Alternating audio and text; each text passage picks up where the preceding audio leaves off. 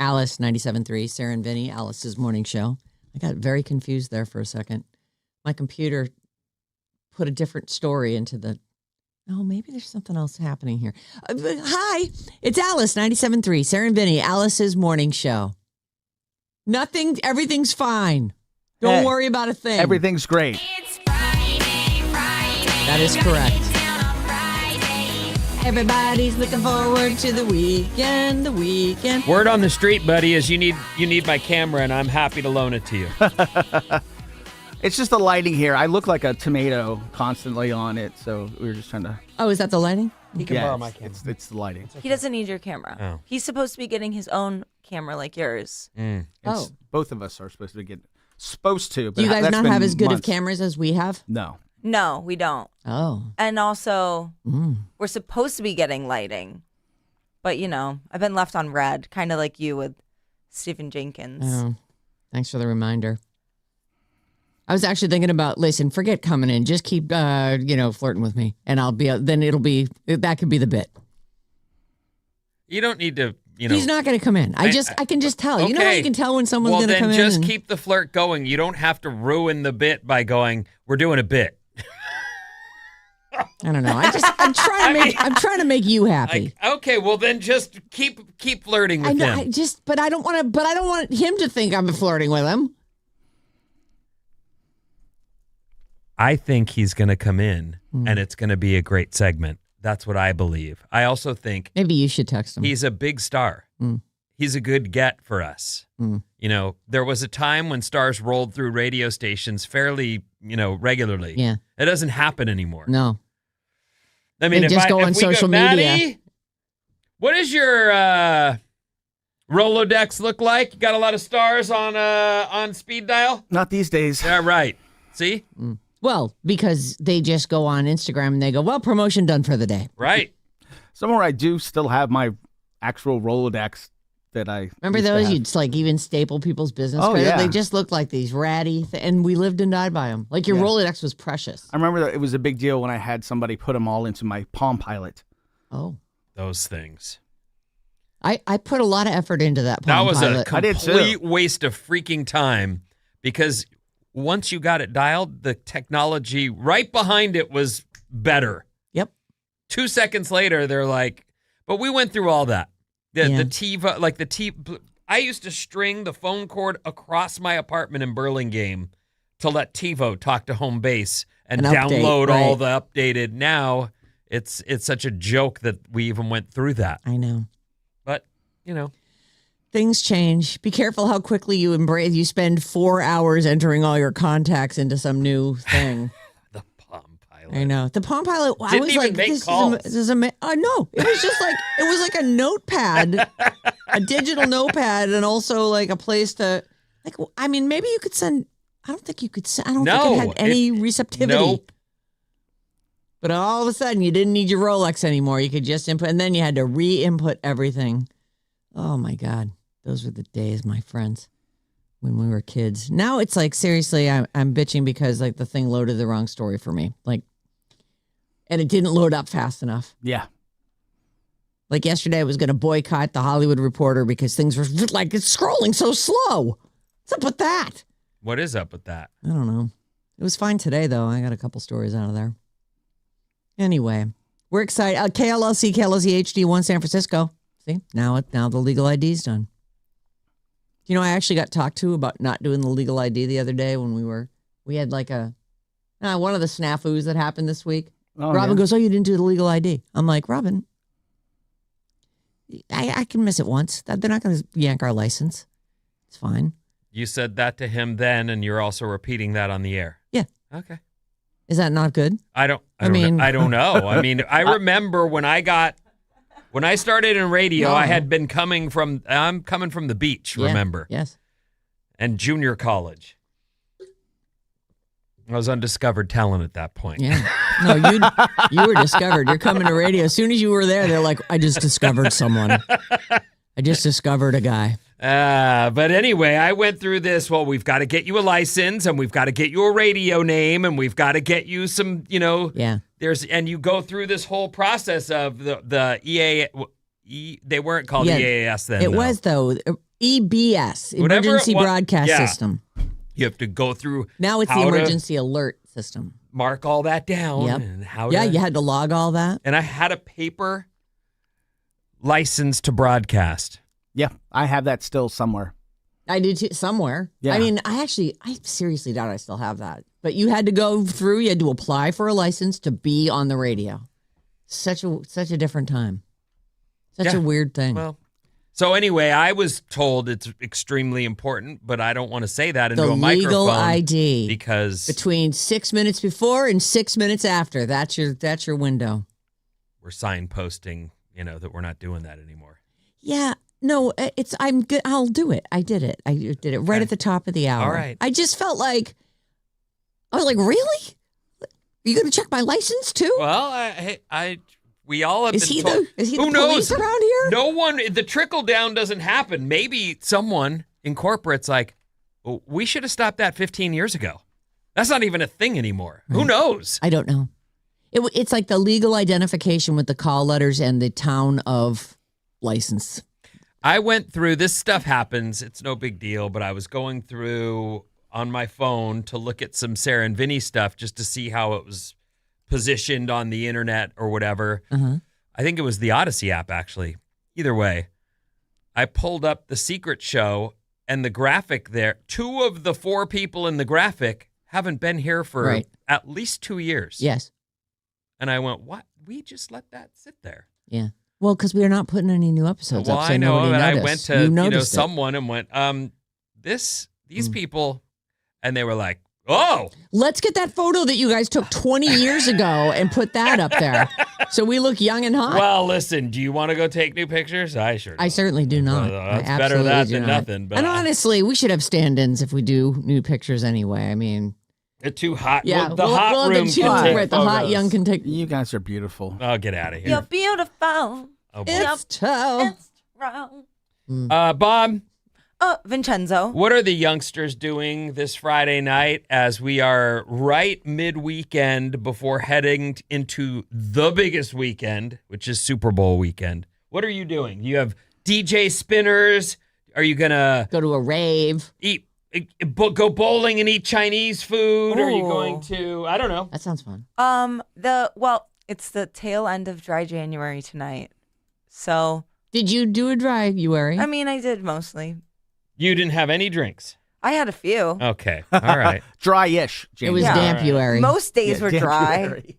dry and sad. But because tonight is the 30th, and even though tomorrow is still January, things will change. But you know what? I have a dear friend who is moving away tomorrow. Oh. So we're having one last go out for drinks with him tonight. Oh, so you're going hard tonight? I don't know. I don't think so. Because, I have so much fun stuff coming up. Like I got ski trips and I'm going to LA for a party. And so I'm taking it easy this weekend. I'm teaching yoga. Oh. Yeah. Do you want to plug your... No, it's private. Sorry. Okay. You can't come. Oh boy. It's nice that you can take it easy. Like I've probably started a million weekends off with, I'm going to take it easy this weekend. Yeah, that Next seems thing you that's know, like what always Sunday, my I'm theme. blah, blah, blah, blah. Oh boy. Might get brunch with Susan. Oh, that's fun. Well, the difference there is that, for you guys, you go, no, I'm going to go easy this weekend, and then you were alcoholics. So Right. it was always a little different for you guys. I'm glad you're going out, though. Well, You should be. You should be. You're Yeah. 30. You're not married yet. You don't have kids. Right. Please enjoy these final days because honestly, we all remember when we were 30, Vin? It was just like, oh yeah, life's a party. Let's do this. Oh well, I'm a little tired on my. Oh well. I'm trying to plan a trip for maybe if we're off coming up. I'm going to go visit some friends across the country. Oh, in Philadelphia? I think I'm going to go to New York Oh, fun. and Miami. Oh my Miami. God, my Miami. Miami. Yatus in Miami. I can't wait. So yeah, What are you going to do in Miami? Like what? I'm hoping that it warms up a bit there and I Yeah, can go to you the are. beach. Yeah. What's this boy? Where's this boy going? Your friend? He's moving to New York. There's this crazy magnetic field between San Francisco and New York in my age group and in my demo. And when you move here, There isn't there? There is so many of people. My kids, so many of their friends, they have like a whole friend group when they get there because they just all When I moved here, it was from New York City. Like this is like the easiest city to transition to, I think, in the United States from New York City. Is that so? Yeah. Because it's like incrementally less expensive, and, there's plenty of cool stuff to do. Yeah. We still have I don't care what anybody says, we still have one of the best skylines in the country. It's not the so best. beautiful. Every morning when I cross the Golden Gate Bridge, I'm like, I am so lucky. Look at that. Look at that right there. I'm coming to get you, San Francisco, etc. It was nice this morning. The moon and Mars was next to it, and it's just really pretty. It was Mars. a little too cloudy for me. I had a little cloud, but it was kind of in between the two. But yeah, it's a nice morning. Yeah, I could see the moon. It's not quite a full moon, no? No, not quite. No, it's a waxing gibbous. Oh, it's waxing. I love gibbous. Gibbous is a great word. It really is. Full moon's on its way, though, and I'll be sure to remind everybody we got to do our moon juice. Oh, yeah. It's coming up again soon. Why do you like the word gibbous? It's just a good word. Like, it's a gibbous. It's more than a half circle, less than a full circle. It's a gibbous. you just like it. It's just nice. All right. You don't? Do you have a problem with gibbous? I don't. I was curious what it was that made you. It's like men when they get the pot belly. They're a waxing gibbous. You had to turn it into a slam. No, it's not a slam. No, It's you just took me and Matty down. We got it. We got you. Okay. Why? Yeah, why are you going at our Why guts? you gotta call us gibbous guts? Yeah. I don't know. It seemed to have fit. It just seemed to work. So I went with it. Hey, old gibbous gut. All right. Smarted. You know what? I think I'm gonna skip the song. Oh, come on. Well, all right. They want you to play them. KLLC. I know they do want me to play it. You know what? I am going to play it. All right. I already did the illegal. We're going to play. We're going to get this party started with a party song, and then we'll be right back with terrible Lindsey Vonn news right after this. Here's the song. Miley, take it away, you little hottie.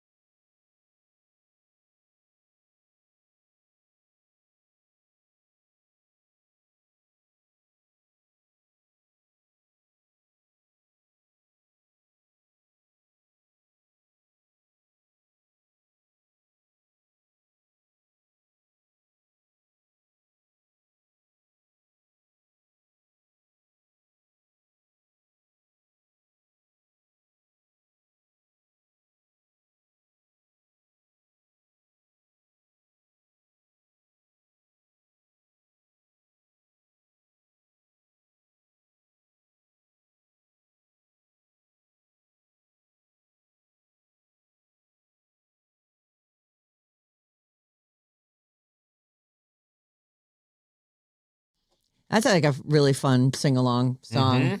So fun. Good Friday song. Yeah, excellent Friday song. Good job, Jane. Nice picking right there. It's a Sarah and Vinnie show, fully caffeinated by San Francisco Bay Coffee. Today, we get to meet the president. She's going to come in and be our guest bad advice giver, which is exciting. Her name is Lisa Smoot. Do we want to, in advance, discuss, should we let her go first? Do we give her pole position on the advising? I think it might be. She's a little nervous about this, so maybe we should ease her into it. She's a president, Sarah. Yeah, she's but not nervous. She's not a radio person. In fact, there were some questions. You are lit up, my friend. Yes, you are. Is that too bright? You couldn't be. Does he look redder to you? No. Okay. No, he looks good. I think he looks beautiful. Yep. Oh, thank you. You're beautiful. It was just surprising because I looked over. It was like there was a We're spotlight talking about on our you. YouTube channel, but we were actually trying to talk about letting the president go first. Yeah, I say we all pause after I finish. Then we just look at her, and if she does it, if she's like this, she won't be like that. She's a president, Sarah. Okay. Yeah, I mean, no one dies in radio. Well, there was that one time. So never mind. I take it back. Can't really even say thanks for ruining that, Sacramento. Oh man. Okay, so Benson, Boone and Shabuzi tickets. Today's the final day for this. 9 o'clock, 12 o'clock, 5 o'clock. We've got code words for you. Get entered to win. This is the Benson Boone Shabuzi show ahead of the big game, February 5th, Bill Graham Civic Auditorium. And it's courtesy of Bay Area Host Committee and Another Planet Entertainment. We have a phone number. It's 800-400-FM97. You can also text us on that number, but we love phone calls.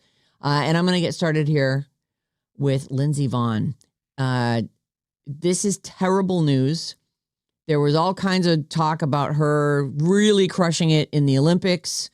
And she had been competing leading up to, which they start in a week. Not even a week, right? I think they start next Thursday and maybe the opening. 1 week from today. Oh, okay. So the opening ceremonies, but I have no idea when all the events start, but she was left limping after a crash in her final downhill race before the Milan Olympics, the Winter Olympics.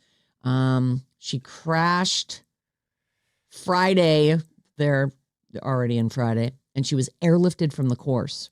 Well, they might do that for good reason. I don't know. I know she has a history of injuries but I hope that she has a little time. I don't know when her event will actually happen. Right. And I do know she'll have all of the help possible to get her ready for it. But if it's an injury, if she's injured, you know what I mean? Like there's hurt. Ow. Oh, that's a little painful. Yeah, yep. Give me a shot. I'll go do it anyway. That's one thing. But if she's injured, you just can't go. Right. There's too much torque on your legs when you're going downhill like that. She's 41. This was like her big return, after 6 years. And she looks incredible. She put it together in training for this event. She was the third skier to crash in this. It was a World Cup race in Crans, Montana. She lost control when landing a jump, ended up tangled in the safety nuts on the upper portion of the course. She got up after receiving medical attention for about 5 minutes, but she looked like she was in pain and she was having to lean on her poles. She then skied slowly to the finish line, stopping a couple of times on the way down and clutching her left knee. One of her knees has titanium parts. Yeah, she's had injuries. Yeah, she looks like she really had a terrible wreck. There is a lot of excellent help that athletes can be given to get onto the field of play. But if she's, if she tore her ACL, she's toast. They talk about her stunning comeback last season at age 40 after nearly 6 years away from ski racing. She was skiing with a partial titanium implant in her right knee. This is something has happened to her left knee here. She's been the circuit's leading downhiller this season. 2 victories, 3 other podium finishes in the 5 races. It occurred exactly a week before the opening ceremony because it's Friday there already. Her first Olympic race is February 8th. Is that Sunday of next week? Because that's the Super Bowl, isn't it? Yes. And she was also planning on competing in the Super G and new team combined events at the games. They were talking about the conditions there were just terrible. She was not the first person to, and they stopped the racing after her wreck.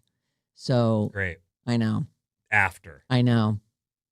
She really, some of the stills, she looks like she's really in pain. I saw an interview with Steve Young yesterday, and he was talking about the injured athletes on the football field that have 2 weeks before they have to get onto the field.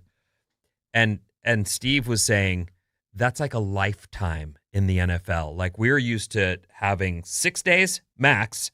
And now with all of the different times these guys may, Thursday night game, a Sunday night game, Yep. Your body can't even, but it's your body does try to get itself together. Like you get used to this rhythm of, I got to get better quick.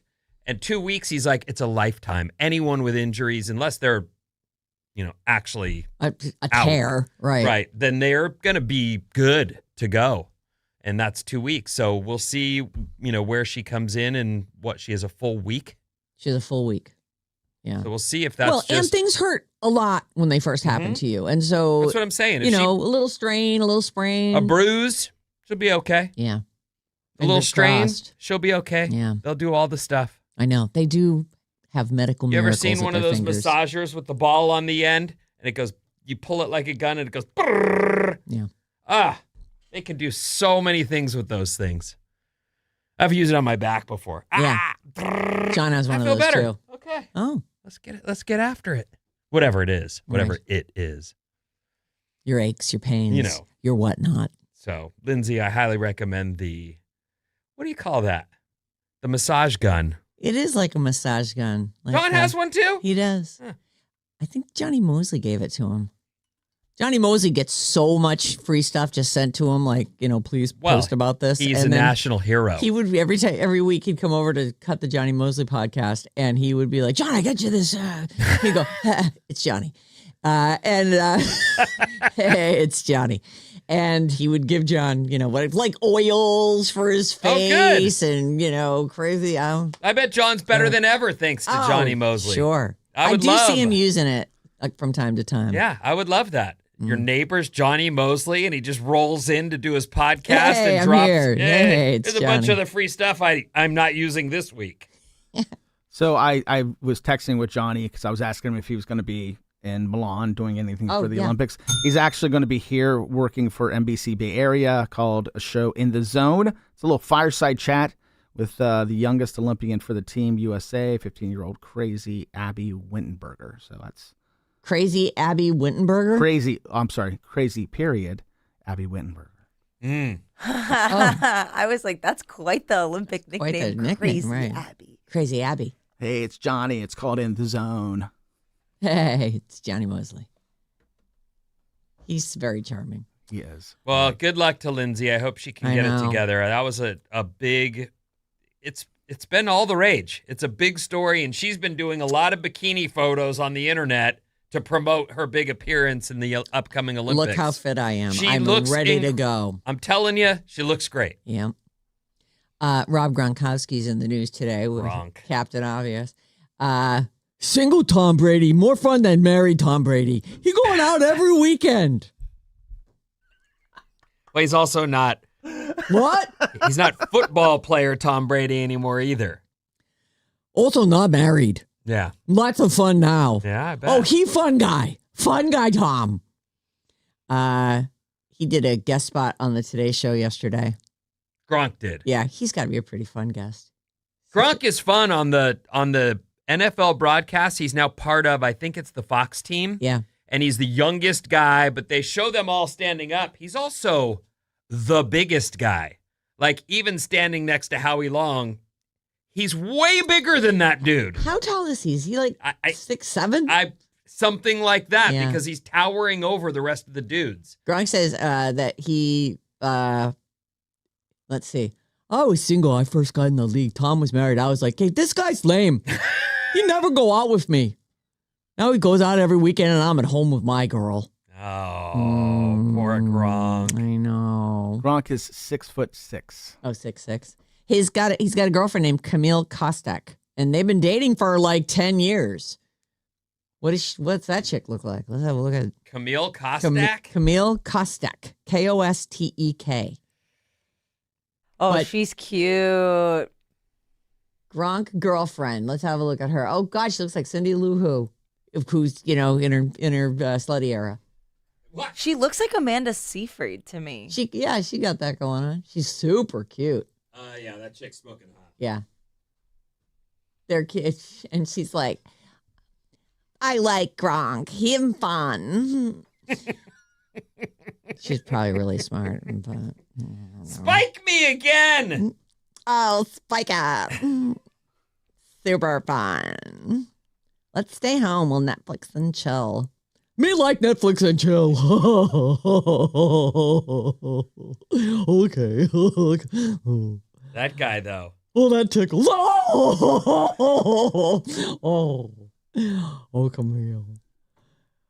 That guy what? Just that You know guy. what he's worth? That Look him guy. up. Oh, I'm sure.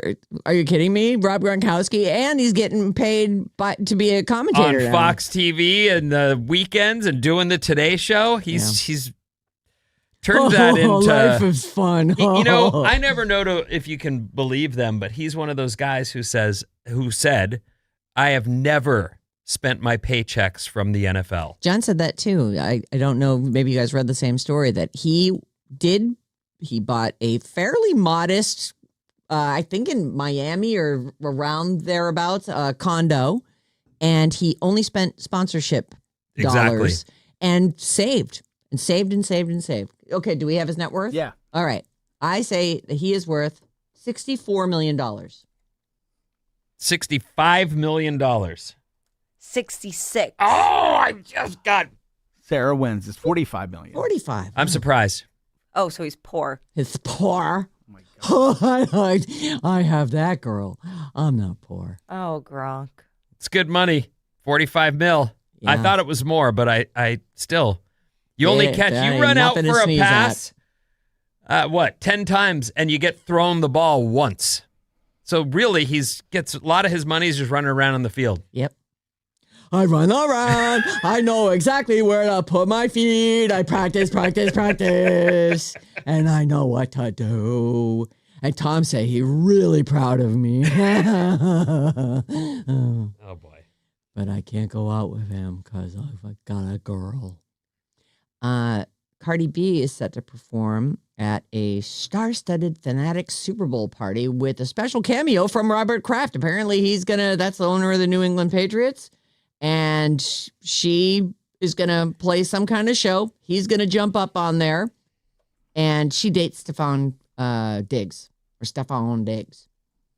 And that's, I guess, how they got her for the show. And Robert Kraft was the special massagey guy, right? Oh, yeah. Oh, that's great. He's got some young wife, though, now.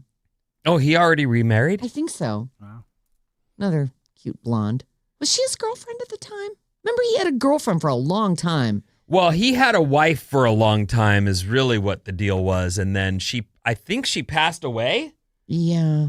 And he's no spring chicken. Oh, good Lord, no. He's guy's got to be 80 years old. Yeah, so I think after she passed away, he was someone who was just looking for the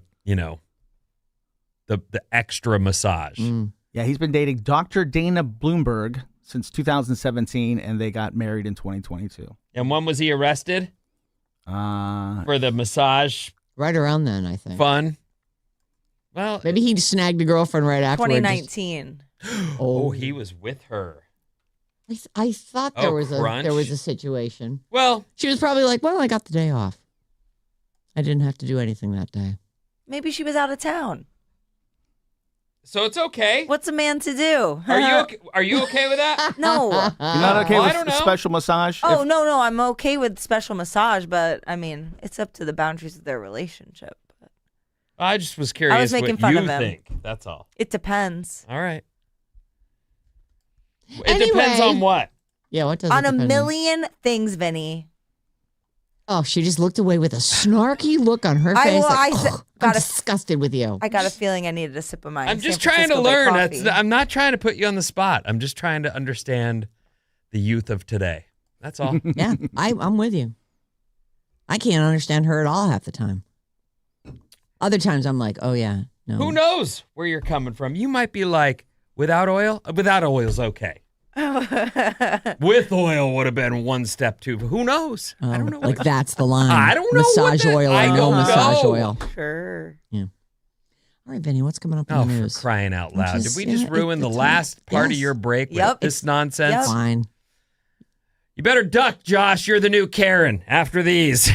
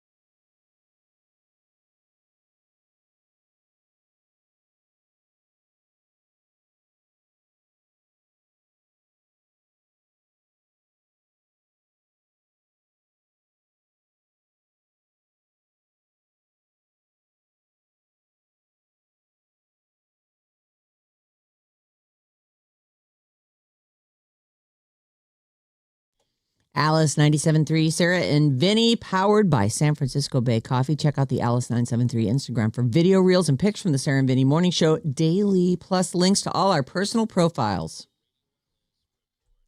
What's up, everyone? This Alice Report is brought to you by the Sarah and Vinnie podcast. Oh, I love that show. We have a podcast? The whole show, podcast every day.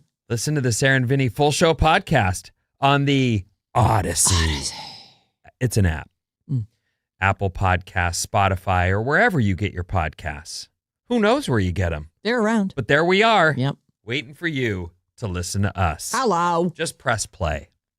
Just press play. We'll see some clouds today and highs in the upper 60s. This first story does not make me happy. Oh, I'm sorry. What did you do, Joshua? What did you do? I don't know.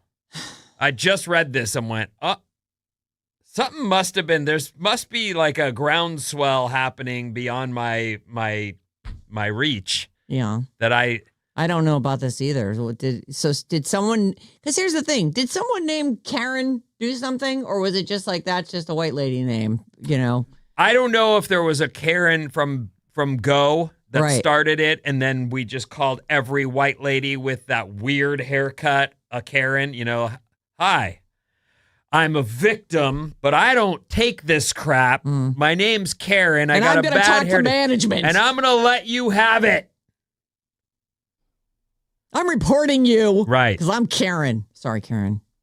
I'm not talking about you. I went out with a Karen. I liked her. Karen's a fine name. It's she just was a been nice ruined. lady. So now you're telling me Josh is getting ruined? Josh is toast. So if you're Josh, I don't know, what's your middle name? Charlie. Over the past decade, Karen memes have flooded the internet.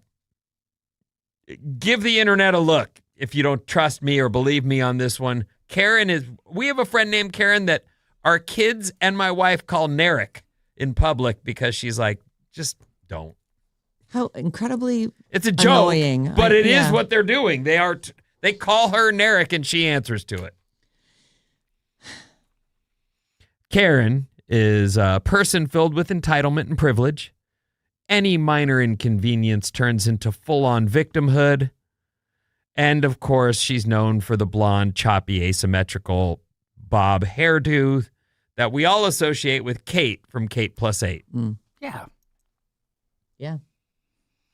Some guys with similar characteristics have been called male Karens, but there's a new name, and it's Josh. All right. Tell me all about Josh. So I've been, getting my my fire sticks. What do they call those? Flaming sticks? Torches? Torches. I've been getting my torches ready. Like, what? We're coming for you, Josh. Great. We got I our got a pitchfork flaming for you. sticks. Yeah, Flaming sticks are high. It's like a light stick, but it's on fire. And what's that shovel with the 3 prongs? It's a pitchfork. And my pitchfork has been sharpened. I'm coming. We are coming for you, Josh. You better duck. Bulleting up some tar. Give me some feathers. Oh. Things just went even darker.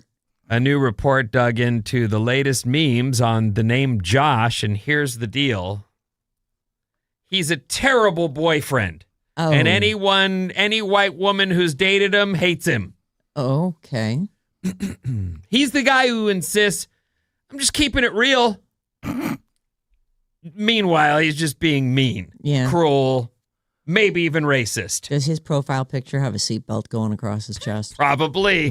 Josh. You know about this, youngster? I do. I have a dear friend who's going through a breakup with a Josh. Oh. And does he fit the... Oh, yeah. Oh, no. Oh, yeah. He sucks. Loser. Josh sucks. Josh is... I know a few Joshes. This is bad news for them. He's boring. He's cruel. I pulled up this other story on this. Okay. Is Josh the new Karen? It's asking, and it says he's boring. He's cruel. He's a terrible boyfriend. This is different from a Karen. Like a Karen is yeah. I mean, she's like the best wife or girlfriend ever. This seems more sort of dating specific. Yes, this does seem dating specific. But we're just trying to ruin people's names, I guess. This was going on long before today. There were memes out there saying, we're leaving all the Joshes in 2025. Goodbye, Josh. Oh, goodbye, Bye, Josh. Who knew? Huh, not I. However, it does appear that the youngster on the show does know. They say, why Josh? Well, they were trying to get Chad or Ken to take off, but Josh stuck. So all the Joshes of the world have seemed to have earned. Chad would have been a good choice as well. Well, Chad's something a little bit different. It's more of like a bro. Like that, I would think Brody would be the guy at the tailgate who you're like, oh, Chad. Who takes his shirt off whenever he can. Yeah. Oh, and like Chad. doesn't look That's as Chad. good as he thinks. Yeah. Oh, no. He's a waxing gibbous. A little puffy. Happens. It does. Especially after a few tailgate parties. Comes for you quick. Oh, it does. It'll catch right up with you. You have no idea, by the way. I was pretty chubby in college. I went to a lot of tailgates. Well, Beer. sorry, Josh. It'll do it. Try not to act so Joshy all the time because really, the people have decided you're not good. Sorry, Josh. Sorry about Josh. For all the nice Joshes out there, well, your name could be Hasaj. I can't think of. It's backwards, right? Well, Merrick? it just doesn't I'm work. trying It's to- not. It doesn't work at all. How about a fast fact? You know I love fast facts. You know I do. Fact. London. Yes. Yes, what about it? Thank you. Tell me everything. London I simply must know. has more Indian restaurants than any city in India, It's because our food is so bland. and even more than in Mumbai or Delhi I've heard combined. that if you want good Indian food, go to London. I went to London a couple summers ago before I went to Tomorrowland, and there was, when I was looking for food recommendations, everyone was talking about this place. It's a chain, but it's very famous in London called Dishoom. And Susan and I went, and it was delightful. Tomorrowland? Yeah.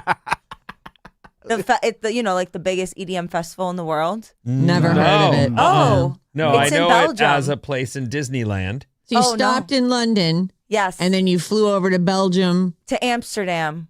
Okay. And then Took the train we down. took the train, yeah. Or Right. actually, no, we went to Paris, and then we took the You train. guys are so rad. Look at them, all hopped up on mushrooms, just taking trains and full of Indian food. And From gonna Dishoom. Gonna go dance their ass off in some Tomorrowland I'm place. trying to go to the best parties in the world. Well, it sounds like Sounds you're like getting you're there. winning. Our Bob. How are the drugs in Belgium? They're very strict there. Actually, there were no drugs. Oh, please. They had drug sniffing dogs. I know, but they can't smell That's Molly. so weird. They can't smell Molly? No. You don't know that. Don't send our girl in with Molly and hope the dogs don't smell it. In Europe, they're very into drinking. So it was a big drinking festival. Lots of Belgian French fries and this like mayonnaise dip. It looked like cheese, but wasn't quite cheese, wasn't quite mayonnaise. And beer. It just sounds like I'm going to throw up later. And we had to sleep in a tent and it was hot. Oh, Tomorrowland. It was so fun. You loved it. Of course. She's fun. Well, she's doing stuff. Yeah. And as you young people should. Yes. And Do it all. while I've said this already, while I was like, I can't even let up on the gas for 1 second. Like I just can't take any time. That was when we were talking about all the generations have been broke. You don't have, Gen Right. Z. You don't have like that as an exclusive. We were all broke and we all had no money. And I didn't go on, at least look at you. She's been to Belgium, She to was Tomorrowland, all over Europe. She's London, like she's Amsterdam, eaten- Paris. Indian food in London. Like I love it. I wasn't traveling the world in my 20s at all. Oh my God, I worked. I didn't ever. That's take what I'm vacation. saying. Like these youngsters are all, well, I'm going to go on a trip around the world with my parents. I mean, what? No what's. Yeah. Good for you. Do It's actually that. a bummer as the parents who take the kids. I'm always like, be more fun if it was just the two of us. And go without them. You don't need to take them. They want They're to go adults. though. You really want to go? And it was fun when my 16-year-old got drunk in Germany. I was like, and he was just ordering, and they were like, of course. Of course. I was like, oh, the drinking age is 16, huh? Okay, go ahead. In Maryland, yeah. Adultery is a misdemeanor punishable by a $10 fine. Totally worth it, brah. That is less than nothing. Right. I think $10 these days is like the equivalent of a quarter when we were kids. Like, someone give you a quarter, you'd be like, oh my God, I can get 2 candy bars and 5 pieces of penny candy. This is great. I'm so excited. Did you grow up in the 30s? No, but... No. 2 candy bars and penny candy? Candy bars, like a Snickers was 10 cents. Where's your drum hit? Where's... You didn't have a penny candy store near you? Penny candy, I love but it. I wasn't getting 2 candy bars for that. I mean, that's 10 cents each and 5 pieces of penny candy. Tell me more about tell me more about growing up in the Depression. What were you paying for a candy bar in the 70s? Probably like 50 cents. 50 cents? No. You're crazy. Who even ate candy bars? I was buying cigarettes. I ate as many candy bars as I possibly could. Candy bars. My mom would send me to the corner store with $1. And I think it was 80 cents for her pack of cigarettes that she'd sent a note with me, and I would get them for her. Salem you were 100s. Cigarettes too. They were just for your mom. They were for my mom. Got it. And then I got to spend the 20 cents left over. Sarah, what was the Dust Bowl like? I lived on the East Coast. I don't know about the Dust Bowl, jerko. Josh.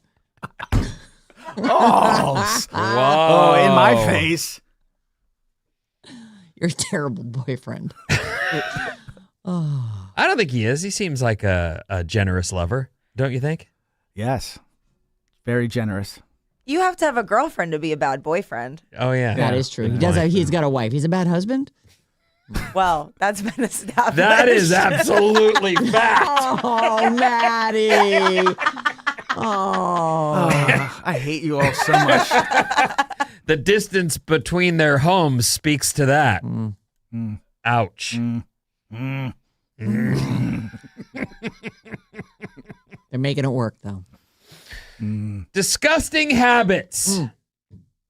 Like what? That we secretly think are 100% normal. I'm going to read some of these, and you tell me, have you participated in smelling your armpits to see if you stink? Yes, of course. We all have. Has anyone not? Is that me? Licking your wrist and then smelling it to see if your breath stinks. Yes. I have never done that in my whole life. They say when your spit dries, that's what your breath smells like. Oh. But I don't know if it's true or not. But I have done that because someone told me to do it. I'm like, oh, what are you trying to tell me? Where do you lick it? Just lick your wrist. Oh, like upside down. Yeah. Or I guess anywhere. Like, I don't know. You can lick your hand. You can do it anywhere that the spit dries that you can smell afterward. All right. Okay. Seems yucky, but okay. It is gross. It's not like I do it all the time. The sniff test on clothes, picking up a shirt off the chair, which I went through that. There is something about a lady who puts a chair in her room. It will be piled 6 feet above the chair. It's a haystack of clothes. With, the chair. Yeah, but I don't do that. I have picked stuff up off the floor and smelled it when I was younger and been like, this seems fine. Spray a little perfume on it. My first real adventure in the chair was with Christina when we moved in together. In her room, she had the corner chair and it was piled. Yeah. And part of that was I tried on 3 things. The 2 I don't want end up on the chair. Laid over the chair. They're clean, but I'm in a rush. I got to go. Right. But then also some stuff at the end of a day ends up on the chair. And so there needs to be a laundry basket. Did I wear this? This wasn't worn. I can wear this. But the thing that was worn was laying on top of the clean thing. I'm with you. The chair needs to go. And we did get rid of the chair. Once you get rid of the chair, you got to be a little more. Then the floor can become a thing. But I tried. I have a bureau. If I've worn it, but I can wear it again, I'll fold it and put it on top. And then I know it's not meant for like my pajamas. I can wear those again. And then anything else goes into the laundry basket. Yes. A bureau? A bureau? A bureau. Is that not a thing? Yeah. It's a thing. Is it a dresser? Yeah, like a dresser. Oh, a dresser. Yeah. You don't call it a bureau? A bureau. Yeah, bureau. I grew up calling it a bureau. So. A bureau. You A never bureau, called it yeah. a bureau? You never heard that term? So you're going to fold your laundry and put your stuff away in the bureau? In the bureau. Yes. You put it in the bureau. Yeah, dresser and chest of drawers, I didn't hear till I was not living at my mom's house anymore. I've never heard chest of drawers. Oh, really? My mom would say chest of drawers. What? A chest of drawers. That one I don't know. A dresser, a bureau, a Okay. tall boy, an armoire. So so bureau is a high-end the chair. No, Oh. the bureau is the dresser is just, it has a top where my jewelry box sits. There's nothing good in it though. And well, actually there's one good thing in there. That's it though. And then Does it buzz? No, that's in a different drawer. That's in a different chest That's in the of drawers. nightstand. Come on. You Hello. don't want that too far from your pillow. No, so I fold this. If I can wear it again, and I will wear it again, because I'll look there first before I would pull something new, and then I've got a laundry basket on the floor. Spell bureau. Bureau. Oh. All right. I think. Yeah, I think you're right. Back to the disgusting habits we think are normal. Smelling your own farts. I love my farts. No, They're you don't. great. Yeah, they're fantastic. If they offend me, I know they're bad. I like when it's under the covers and you pull the cover up and You don't like get that. a good I smell. don't mind that. You either. can't possibly like that. Hot box. That's and- fine. I mean, you do it. I understand, but you're not like, oh, joy. I get to yay. toot in my own bed and then pull the covers up and get a real strong whiff of my butt. Eh, No, what are you talking about? there's something I don't hate satisfying it. about No, it. there's not. Yeah, when Sure there it's is. yeah, Bob. No, I Bob's- abstain. smart girl. She has a disgusted look on her face, just for the record. If you're watching the show, you know. Not showering every day, specifically on days that you're working. Oh. Well, sometimes I will skip a shower. They do say you're not supposed to wash your hair every day, but I mostly do. But on the weekends, I'm like, if I can stay in my pajamas all weekend and not take any showers, I have won the weekend. Yeah, I don't like that. I like showers.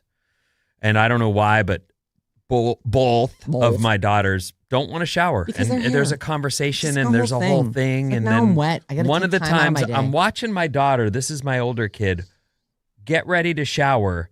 And she has taken, this is a while back because she has no access to iPads anymore. She's taken one of those Ziploc bags, put the iPad in the bag, and is bringing it into the bathroom to put it on the chair in the shower. Why are you nodding yes? I mean, we've all done that. No, we all haven't done that. done At that. 12, we've all done that. Not me. I remember texting my friends in the shower through whatever device. You got to keep your 18 conversations going. She's like, it's too boring in there. I go, well, I'm sorry. We are not going to be a That's- family that green lights bringing your iPad in a Ziploc bag into the shower. How about you just wash yourself Go quickly. and Do then it get quickly. out of there? Yeah. How about that? I feel like that is for her to say it's boring in there. Like, I get it. I was wash resistant as a child as well. But it feels like saying it's boring is like, that's a red flag. Like, you should not be bored just going about your daily life. Like, what, the only thing that interests you is sitting down with a, Oh, she An got a iPad? talking to. Don't worry. And she doesn't get to do that anymore. But I was like, take a little pride in yourself. Clean your parts. Get your ears inside your ears. Between clean each your toe. your belly button. Clean yourself. yeah.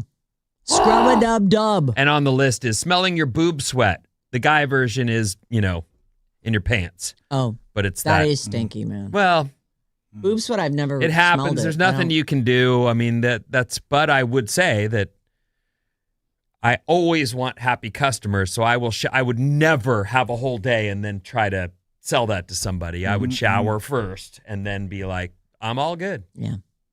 Yes. That area, I like it when it smells like soap. Yeah. Yeah.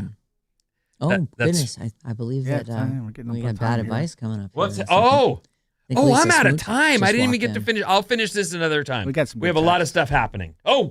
800-400-3697. Matty is right. Candy bars were 50 cents when we were kids. I'm wondering if Sarah has been lying about her age all this time. I'm 59 years old. How old are you? I'm 52. I can't believe that 7 years later, the same candy bar was 50 cents. Like for a long time, it was 10 cents. Then it went to 15 cents. And I was like, oh, come on. Are you getting knockoff candy bars? No. Are you sure? Yes. Like a Milky Way, 10 cents. Well, no one wants a Milky Way. So I like those I Milky can see Ways. those Oh my God, being Milky cheap. Ways are But so I mean, I don't know. Are you Three getting Musketeers. a Dickers? No, it's Butterfinger. What's a Dickers? The cheaper Snickers. Oh, I see. It's the Knockoffs. knockoff. I don't Got it. know. Oh, I gotcha. Why are you looking at me like that? Like what? I always look at you like this. 408. Trying not to laugh as I put on my eyeliner as Vinny talks about fire sticks. Can't mess up my eyeliner. OMG, Catherine on the app listening in South San Francisco. I just, I was trying to, the angry mob, they've got the shovel Fire thing with sticks the and shovel things that can poke you. They've got pokey sticks Well, on listen, them. I'm not usually part of angry mobs, okay? I don't know what they're... That's good. That's good news. 707, coming from a guy who invented the shower beer. LOL, Vinny. I did invent the shower. Well, I don't know if I invented it. It seems like it's universal, and Sarah's like, shower beer? Do you know what a shower beer is? Of course. Of course she does. Never use glass in a shower beer situation. I did all the time. But I like living dangerously. That is living dangerously. And don't worry. Oh, yeah, you're a dangerous character. I am. I told you that a long time ago, didn't I? Danger boy. Oh, my God. Yes, you're You claim. dangerous macho man. All right, any more? Because I need to break here. You Yeah, don't just go need ahead. to. All right. Oh, my God. Bad advice is next. Your problem is solved with an assist from Lisa Smoot. President Lisa. President Lisa Smoot of San Francisco Bay Coffee.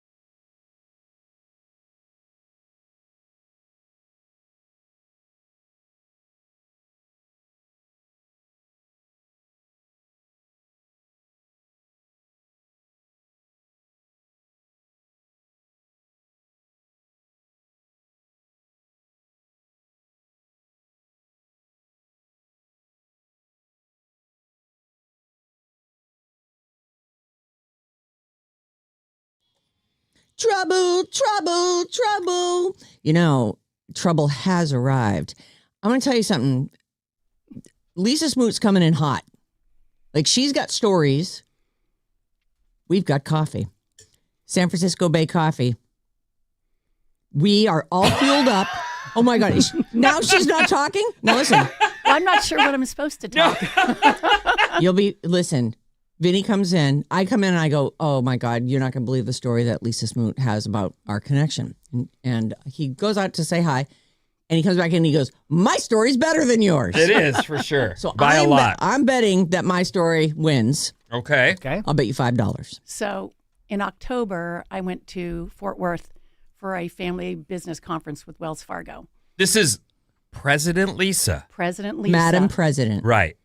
You're on, HRH, please. Oh. Her Royal Highness. Her Royal Highness of coffee. Please. Yes, right. please. Okay. And we had assigned seating at our first dinner. And I'm standing by my seat, and this man comes up to me and says, hi, nice to meet you. And he said, my name's Tucker. And I said, oh, hi, I'm Lisa. He goes, where are you from? And I go, San Francisco. Where are you from? And he goes, Virginia, or wherever he lives. I think he lives in And Virginia. he goes, oh, I've got a cousin who's a DJ in San Francisco. And I go, oh, what's his or her name? And he said, Sarah. And I go, Sarah from Sarah and Vinnie? Are you kidding me? And then I said, are you the one that touched tongues with Sarah? Oh, my God. and then he sort of looked at me a little aghast. And then I said, yeah. And I said, did you go to the family reunion? What dish did you bring? And he was just sort of stepping back and freaking out because I literally listen every morning on my way up 2.5 hours. Oh. And so he goes, God, she talks about all that stuff on the air? And I go, yeah. And so he couldn't even answer what dish it was. And then he goes, oh, well, I'm going to have to send Sarah a picture. So I have a picture of Lisa from October in my phone. Yeah. And then you guys started talking on October 17th. I was going from there to wherever. No, I do remember this. And we've never advertised before last year. And you talked about this, Tucker and our relation. And Vinny was like, come on, Lise, you got to start advertising on our show. And I thought, why aren't we? And so here we are. Why aren't we? Exactly. So here we are. All right. So so my that story wins. does in fact win. It beats mine. So I Vinny's- like my brush with her. Yes. Vinny lived in San Mateo. I live in San Mateo. And when he was painting his apartment or his house, wherever he lived, getting ready to leave to go to San Jose or wherever he went. I was moving in with Christina, who I'm now married to. Yes. Yeah. I was at Home Depot with my daughter, who was probably 13 at the time, and we were doing. And as we were standing there, he said something to the checkout person, and Katie hit my arm. She goes, Mom, that's Vinny. And I go, what? Vinny who? And I turn around and I go, oh, that is Vinny. And so we went over and said hello, and he took a picture with Katie. But that was not nearly, a good a story. $5, please. I know. I just lost. I mean, I'm glad that we had a nice connection. Yeah. I always love that people say hello. Yeah. And as you told me the story, I went, oh, I have a better story than she does. But it's not, because she met Tucker. I know. And knew about the tongue touching and the covered dish. We taught our cousins how to make out. Yeah. We did it. We're 10 years old and we were talking about French kissing and we touch tongues. Touch tongues. And you know what? Everyone I tell that story to says, oh, yeah, I did that. I remember. Yeah.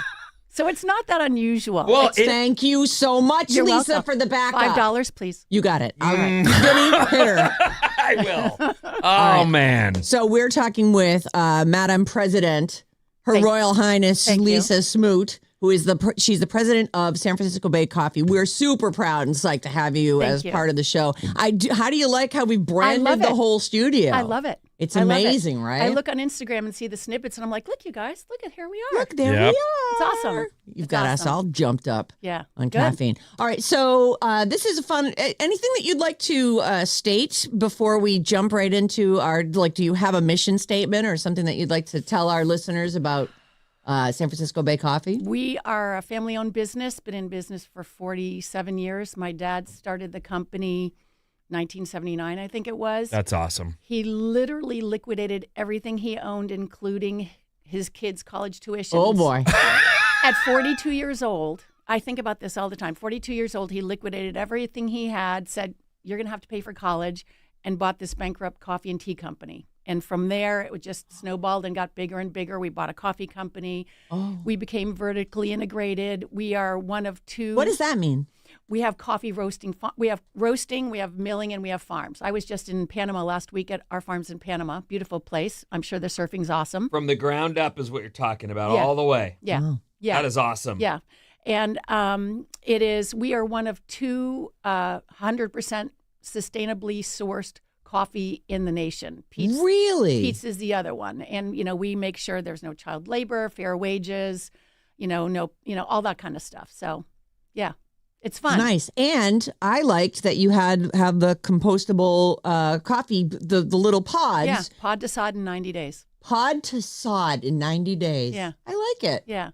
And you were doing that long before it was, people started whining about all that extra plastic they were throwing away. That's all we've ever done is that. Just because that's sort of who we are and, trying to take care of the environment and, we're not going to go. And the plastic cups, it's like making coffee and drinking it out of a red Solo cup. You taste the plastic, it's not good. So, yeah. Nice. Yeah. Well, you had like a lot of built-in fans here in the building. When I said that we were going to start doing stuff for San Francisco Bay Coffee, this guy, Robin, down the hall, would not shut up about it. Like, Wow. he's like, I've been drinking that for years. That is some really good coffee. That's delicious. So piggyback on that, I have been getting emails from people who listen to Sarah and Vinnie go, oh my God, I didn't know you're advertising on Sarah and Vinnie. I love that show. God, it's like family to me, and writing me and saying, I take my coffee everywhere I go. And now this is a great morning combination. So it's awesome. A love fest. There you go. Okay, so now we're going to put you to the test. Okay. Bad advice. She doesn't seem nervous at all. Maybe we will. We'll let you go first on all of these. She's doing great. Uh-oh. I know. Uh-oh. So far, so good, Your Royal Highness. Can't shut me up. That's the problem. That runs in this circle. I know. Don't, I know. Don't worry about that. I'm in tough competition. All right. So here we go. Bad advice. If you are a listener out there with any kind of problem, big, small, whatever it is, we are here to help. We'll pick your problem apart and give it a good shake and see what falls out. badadvice973@gmail.com. So I went with kind of a friendship theme today. Okay. Because I feel like these are everybody's got that friend or the friend situation. So I've got a couple kind of very different ones. So here's the first one. Hello, Radio Fam. Please don't say my name. I've been friends with X for about 5 years. This person's life is nonstop drama, work, love, all the things. And I've watched them make some choices I really don't agree with. They've gotten involved in an MLM, a multi-layer. I had to look marketing. this up. Right. Oh, yeah. So is that like a pyramid scheme? Yeah. Is that what we're talking about? Yeah. It's like Amway. Or Yeah. like selling the knives or whatever, People, Yeah. God. So they've gotten involved with that. Now I feel like I'm just a source of income for them. It's causing me a lot of stress and anxiety. I'd like this person out of my life, but I don't know how to go about it. I'm super conflict averse, and our professional lives are somewhat intertwined. I'd just like to gradually ghost this person, but as the eldest millennial, I don't know how to do it without feeling guilty, as I know this person wants to stay friends. Please help. I've loved you guys since the start and missed the live shows. This person wants to stay anonymous.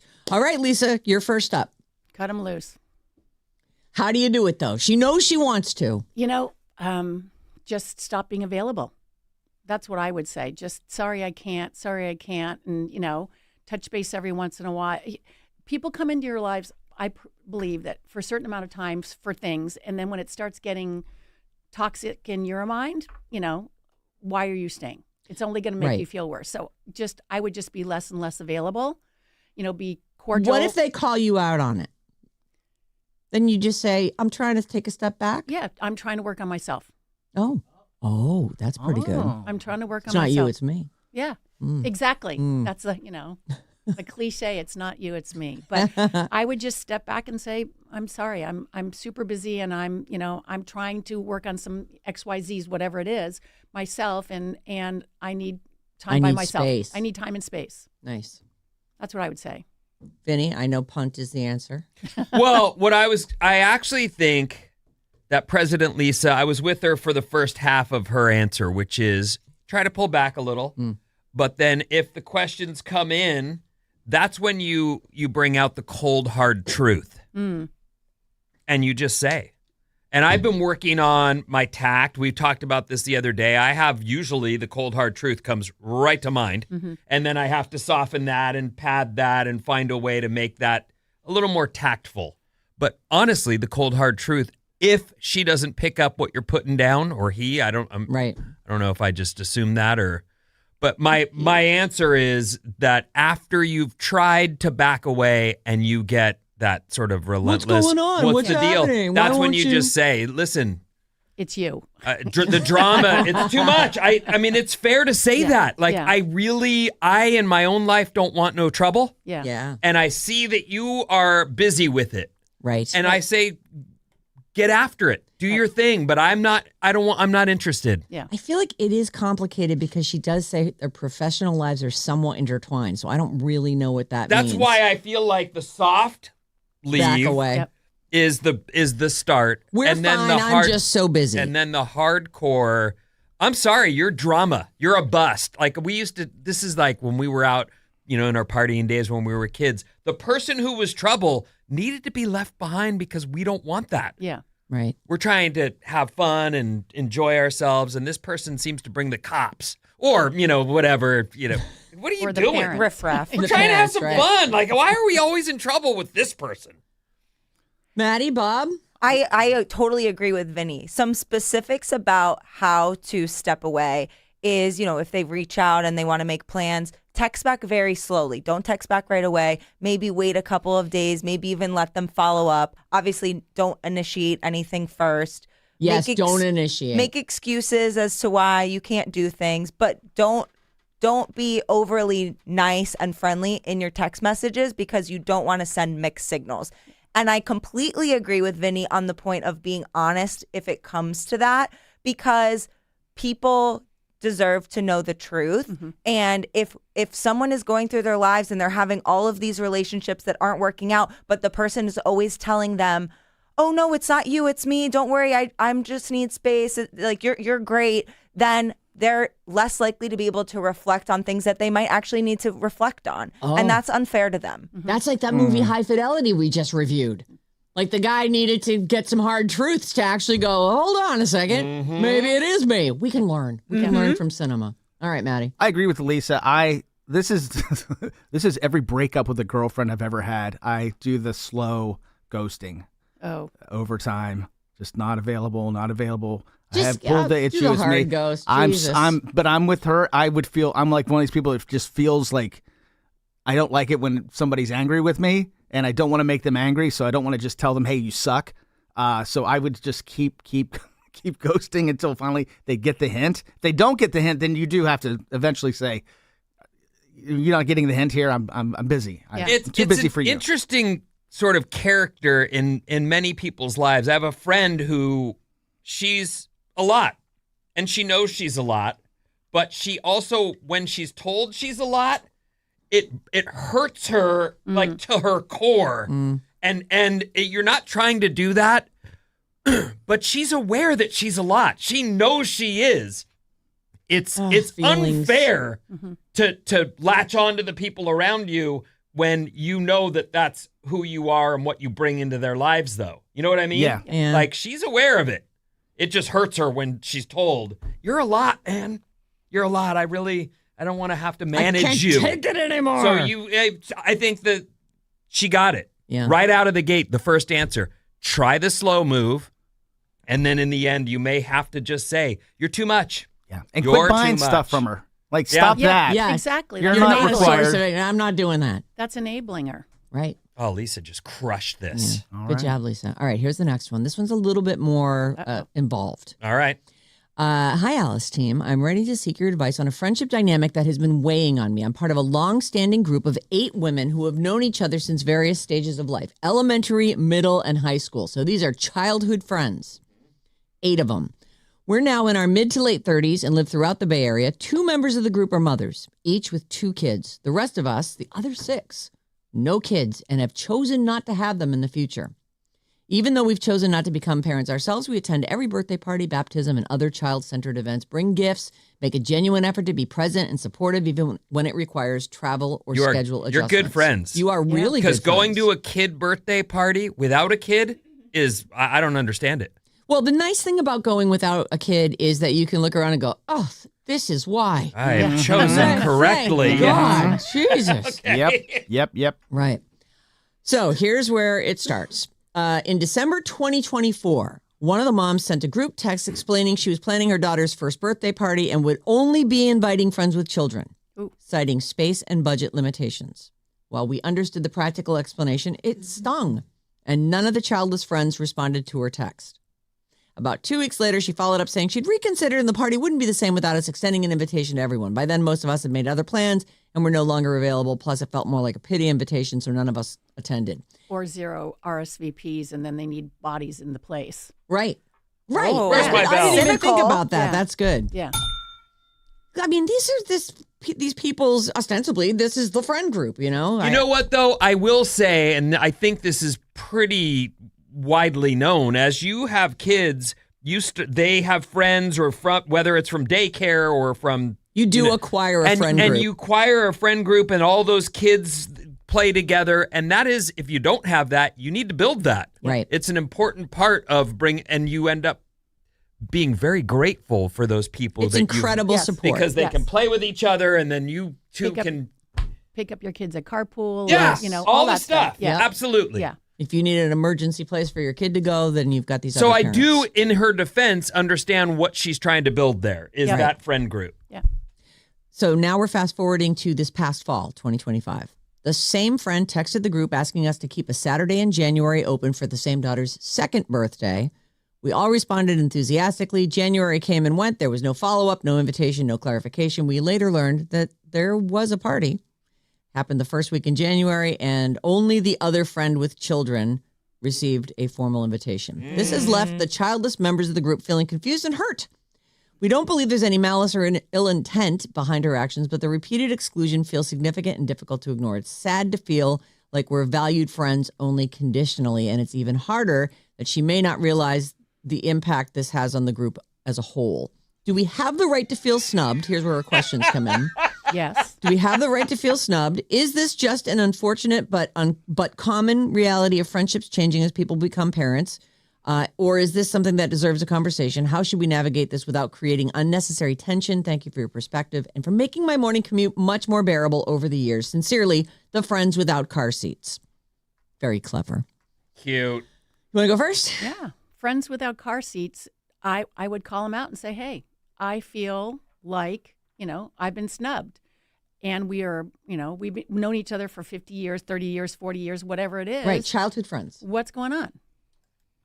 I feel like this is a situation where you could just ask but I also understand that she might be like, it's a lot.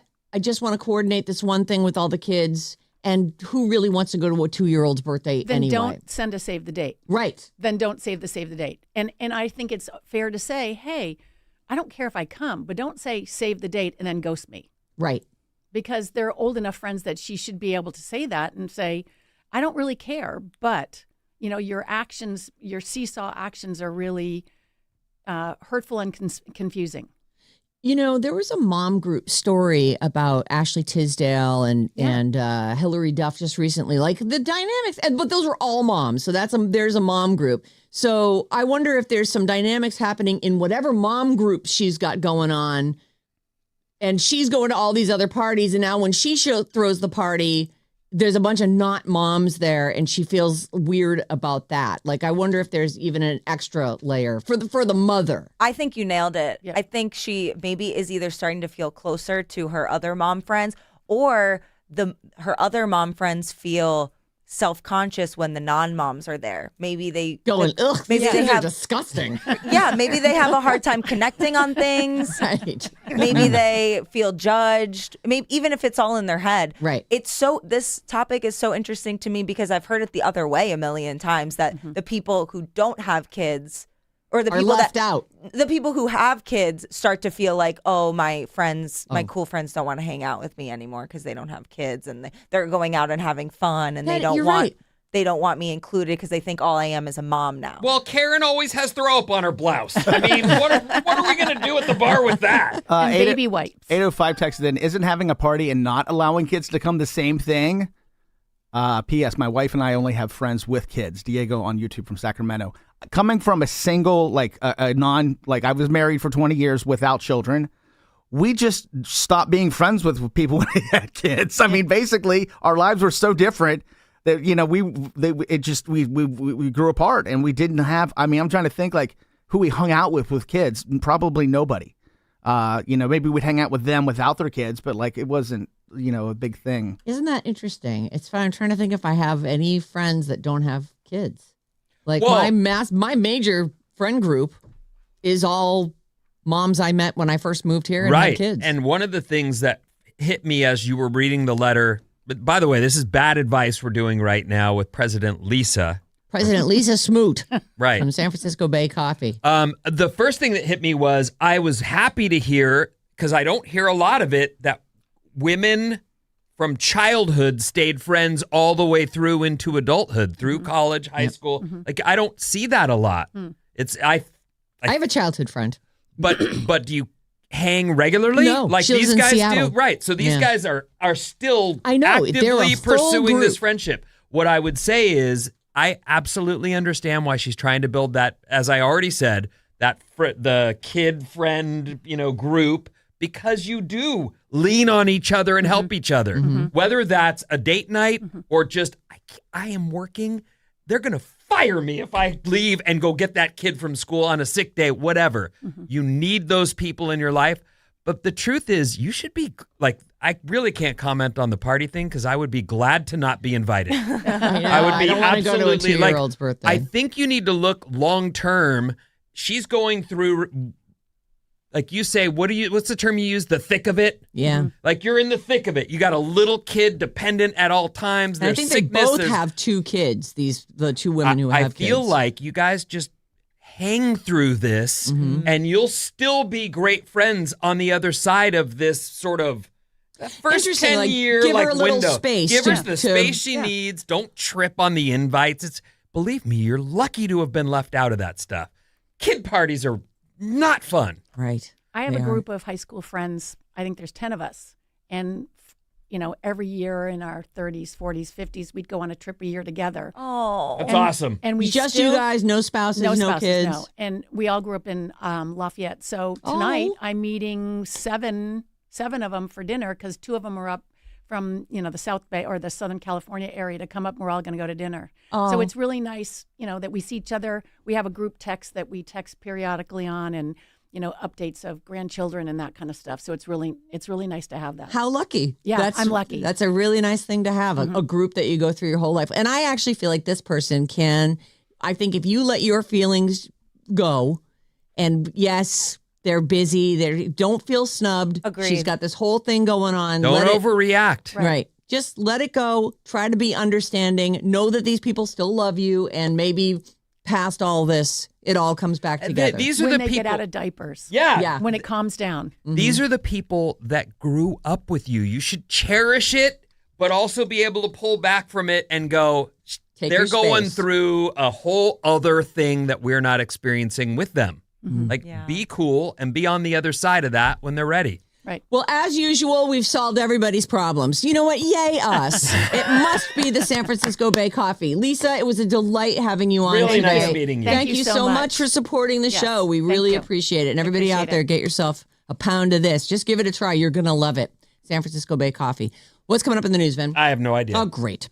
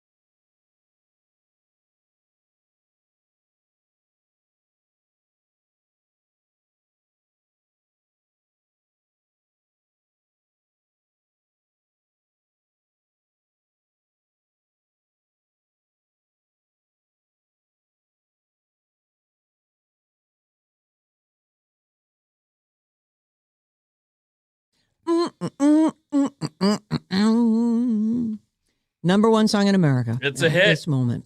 Man, I like it. Olivia Dean. There you go. It's Alice 97.3, Sarah and Vinnie Show, powered by San Francisco Bay Coffee. Lisa, you're a delight. You can watch our show every day live and check out video clips from the Sarah and Vinnie Morning Show on our YouTube channel. Hello, YouTubers. Just go to youtube.com/@RadioAlice973 and remember to smash that subscribe button. What's up, everyone? This Alice Report is brought to you by San Francisco Bay Coffee. Yeah, One it is. small sip for a better tomorrow and a way better morning. Available in whole bean, ground, and 1 cup coffee pods at Amazon.com. Here's what's happening on this fine Friday, and may I just say thank you for being here with us. We do appreciate we know you have options. Yep. And we appreciate you being here. Thank you for selecting us. Clouds today with some temps in the upper 60s, so a nice enough day. But, you know, it is winter. It is also Friday, though. Yeah. Makes everything better. Yep. Okay, so here's what's happening. We're looking at the Winter Olympics beginning 1 week from today. And the party people are yawning. Many don't care like Really? we once did. Well, I It think used to be a huge deal because it was all that was on TV. you just said it. Oh. You just Sorry. squashed the lead. Sorry about it. You're smart and you know, and I know, and it's what it is. Like there's new competition from places no one would have ever expected. Right. And radio went through this. We're like, what do you mean you're what? Well, there's a 17 million channels with all kinds of great content on it at all times. Right. No wonder the audience is split a little. It's true. I was trying to think about like who watches the Olympics. Like I definitely will watch some Olympics. I like to watch the roundups. I like to, to see all the highlight stuff. There's a couple events that you might like really pay attention to and watch as much as you can. And luckily it streams on like 10 different channels. It's all like on the Peacock stuff. If you're into figure skating, there's probably a channel where you can watch that all day. But the kids are like, but I'm watching 500 different things on my phone. I think the most interesting part of the story, again, the Olympics begin 1 week from now. Almost a full third of people do not care. They've said, I don't care. Oh. I don't. You know, though, I don't think it's just the streaming thing. I think there's two other factors. I think that the pride for America, like rooting for Americans, is at a low compared to how the Olympics has been in the past, especially when I was a kid. I feel like there was much more USA vibes going on than there are right now, frankly. We are very divided right now. And the other thing is just straight up marketing. I don't think they have been doing a good job hyping this up at all. I have seen more promo for the 2028 LA Olympics than I have for this Olympics. So I think Peacock needs to step their budget up. Always be Brandon, Peacock. That's interesting. Yeah. I am a big fan of the Olympics.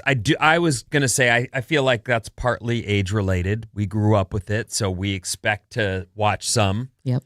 I've never been a fan of the ice skating, which is their feature on every night they can possibly put that on, they will. Yeah. But I'll just as likely be on one of the other channels looking at any other thing. Yeah. I like the ski jump too. That's All always the like, other wow. stuff. I'm into That was it. the agony of defeat, right? Didn't that guy crash and burn in the intro to ABC's Wide World of Sports? That is a very old reference, Yeah.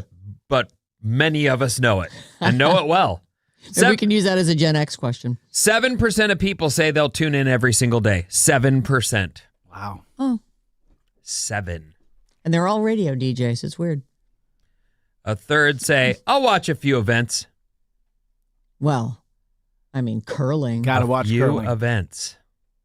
I think that the algorithm has to get me. Like, I will watch as much of the Olympics as shows up in my feed naturally. Interesting. That's the deal. People aren't watching it live. They're waiting to get the highlights on social media. But if they do a good enough job with the highlights and they promote specific events, like the biggest ones where we have the best chance of winning or the most exciting things to watch, then I will go to the app. It's kind of a they have to catch me in the algo though. They got to hook you. Yeah. My hope, too, is that once it gets going and it starts to become a daily reported, the news of the day is we've got 2 golds. That kind of stuff starts happening. Yeah. More people might find their interest peaked. I actually feel like the best thing that has happened for the Olympics promotion so far is today reading about Lindsey Vonn hurting herself. Because that is actually kind of a big story that this is a big comeback for her, and for her to be a question mark will probably get some press. The opening ceremony next Friday is, let's see, 18% say, I'm watching that live. Oh, yeah. I love the opening ceremonies. They say here at they can get boring, and they're long, but they can be really fun. Like the one for the Paris Olympics, we talk about it all the time. Still, I like the one for China too. I thought great. that was just over cool. the top, like crazy. I definitely think it's worth a look, and then whether you stay is up to them. Right. And I did love the France ones. I so good, so interesting. Gojira in a castle with an opera lady. I am in. Yeah, it was great. They did an incredible job, sort of giving you a slideshow of Paris itself. Like I was like, I want to go to Paris. Mm-hmm. That looks amazing. It looks like they will air live the opening ceremonies like middle day. They're saying 2 p.m. Eastern. Perfect timing for us. Yeah, that is good timing for us. So they'll probably repackage them and then run them do that the night. nighttime, like, prime time re-showing. How many hours ahead is Italy? What time is it in Italy right now? Okay. Oh, dear. Well, just, humor me. Right now it's 4:43 p.m. Oh.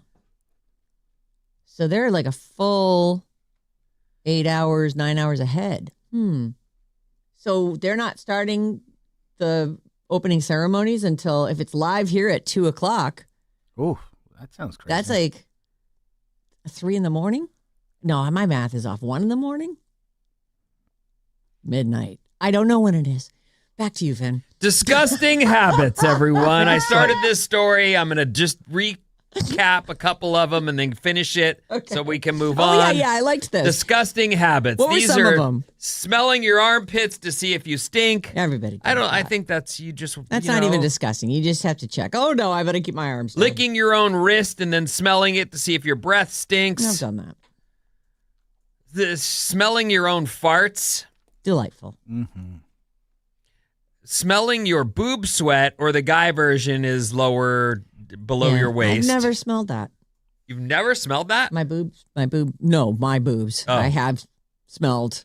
Men's. Yes. Yikes. Yeah, no, I'm familiar. Yeah, and I've assume you definitely would checked, be. but I wouldn't even try, even if it was like a half day of walking around and living life. I would still say, with anyone who's willing, wants to, I'm gonna grab a quick shower and just be 100 that I know that I smell great. I'm 100 and that down below. Every single part of me is clean. Sky. All the parts. Yeah. Everyone. You don't want to disappoint anybody. No, I really like repeat visits. Mm-hmm. That's the best. Repeat customers. Mm-hmm. Not showering every day is on the list. I don't skip days. Showers have to happen. I definitely skip days. I love not taking a shower. So if you have a long day and you just get in bed without showering, you don't even think about it. No, if I've had a long day and I've gotten dirty or, but if I've just sat at my house all day, I just go right in bed. Oh boy. I like it. Me too. Picking something in your teeth and eating it again. Oh, yeah. Oh, definitely. Why would you not? Yeah. Saving it for later. This is the disgusting habits that we secretly think are actually 100% normal. I blow my nose into my dirty laundry. Oh. T-shirts, not underwear. And I've never once bought a box of Kleenex. Mm. Wow. No, I've never done that. I mean, actually, that's not true, because if I was out hiking and my nose started to run, I will I will farm or hork and then wipe my nose on my sleeve. Mm-hmm. But I would never pick up a shirt and blow my nose into it. I mean, I guess if I was out of anything else to use, I would go for a paper towel before I'd go for a I've used a T-shirt to clean up other things. Yeah, no kidding. That boys do. Your mom's doing your laundry. She knows. In another story, this is how they lead us into this one. If you watch certain kinds of movies and shows or read certain kinds of books and articles, it seems like everyone's having a lot more naughty bedroom fun than you are. But are they really? Oh. In a new survey, 25% of American couples say they do it one time per month.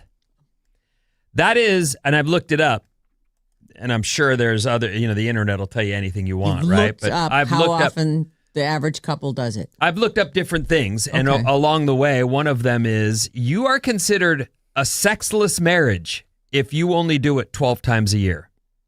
But you're not a sexless. You're not, marriage. but that's what they call that the definition of it. Okay, so there you are at the top of the heap in the sexless marriages. Right. Okay.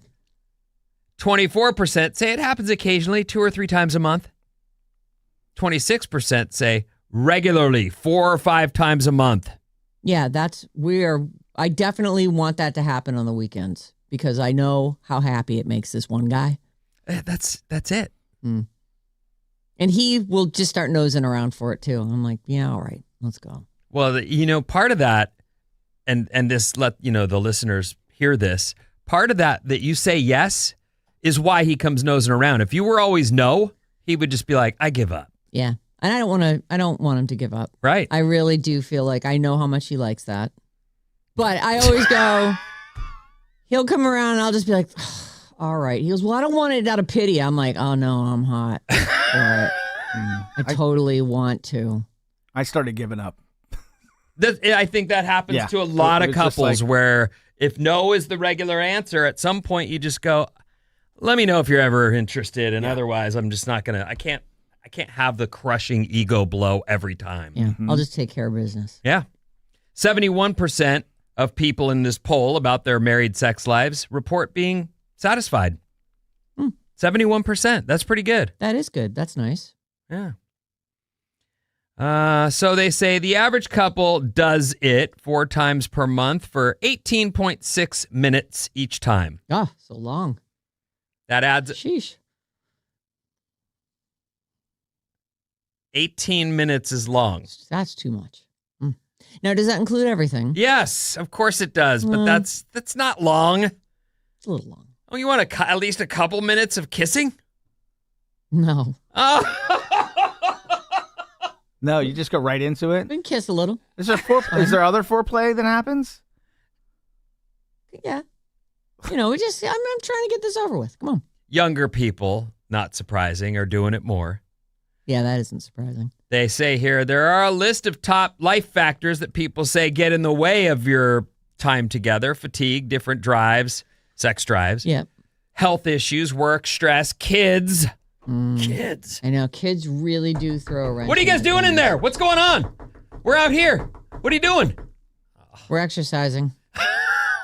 Run along. Household chores and financial stress, all on the list of life factors that might get in the way of, it. Doing it. Right.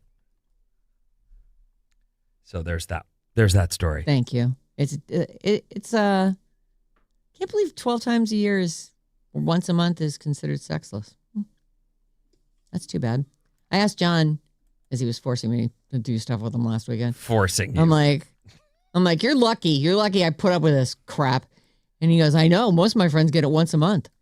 And I'm like, that can be arranged. Like, No, he's not saying that's what he wants. He's saying you're better by far, honey. That's what he's saying. You're a nice lady. Keep up the good work. All right, we'll move on.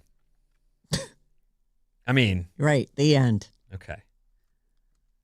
Today is National Croissant Day. Oh, I love croissants. We had blueberry muffins just now. Very nice. They were really good. Yeah. which I wasn't gonna. Lots of blueberries. I wasn't gonna. And then I went, let me taste that. And now it's gone. I think it was a lemon blueberry muffin. And that was made for us by Queen of Wake You Up in the Morning, Lisa from San Francisco Bay Coffee. President Lisa. President of the Wake You Up Club. HRH. Her Royal Highness. Our text number is 800-400-3697. And Matty reads your text. All right, here we go. 408, as I tell everybody, my shower in the morning is my coffee. If I had to choose between coffee and a shower in the morning, it's always a shower. I wash my hair every day, too. I don't care what the magazines say. I feel greasy and gross if I don't. I do, too. And I'm glad to say that my teenage son has adopted my philosophy. Thank God, because there's that smell that a teenage boy has that needs to be washed away. There is a goat smell. I will say I'm glad I don't have to choose between coffee and a shower because, man, showers are great, but I am worthless without coffee. San Francisco Bay Coffee. 925. This is for Lisa. Lady, you crushed it. Come back and do Bridge the Gap. Hugs, your number one Fog Chaser fan, Julie. She's got fans out there. She was really good. She was really great. Good. Very relaxed. And she broke right into the story about how I met her in a Home Depot buying paint and that we took pictures. And I'm like, I have the best brush with President Lisa of all time. And then it turns out she met your cousin that you made out with. Yeah. Who could have seen that coming? 408. When I was growing up back in the 70s, the Olympics was everything you watched, and every time it was on. But that's mostly because there was nothing else on. That's true. I'm trying to say is at the heart of that is the splintered audience, and then you can add maybe less than positive feelings about America or whatever else on top of that. But I agree with Bob. I think a lot of it has to do with the fact that our country is very divided. Listening in San Jose. 925. I love ladies figure skating. A bunch of Sabrina Carpenters in silky short dresses. Yes, please. Signed 50-year-old single guy. Yeah, I've never. But okay. Dancing on the ice. I love it. Not because they're hot, but because it's insane what they can do. One of Vinny's best lines he ever used was, I think we were working in Philly. It might have been early days here. I go, yeah, I love the ice skating. It's incredible what they do. He goes, the only way that gets interesting is if they let a lion loose on the ice with them while they're doing their. It's not that fun. They all do the same act, and I also think they should ice the walls so they can get a little vert. Parkour figure skating. You know, parkour. Put a jump in lions, there. you guys. How fun would that be? An ice jump. Now we're getting some air. I think that I want to see. I think you're right. Maybe take some of the style and the vibes from skateboarding and add it We've to ice already got skating. it with snowboarding. Check it out, I though. think She you are likes so what I'm right. saying. She's in. I like the lion thing. The youth that was of enough today. that there's a chance you might die. That you might abandon your partner and shove your partner over at the, ice dancing? Or get the hell away from me. 925. The 2 p.m. opening ceremony is East Coast time, so it's going to be 11 a.m. here. No, I said that, didn't I? I believe that means opening ceremony starts at 8 p.m. over in Italy. Okay, thank you for doing the math. Italia. Honestly, my head started to hurt. I'm old now. It's time for me to go. Goodbye. I didn't even try to do the math, so. Well. All right, we're going to take a quick break. When we come back, new movies, a possible writer's strike, and a reality dating show. I know.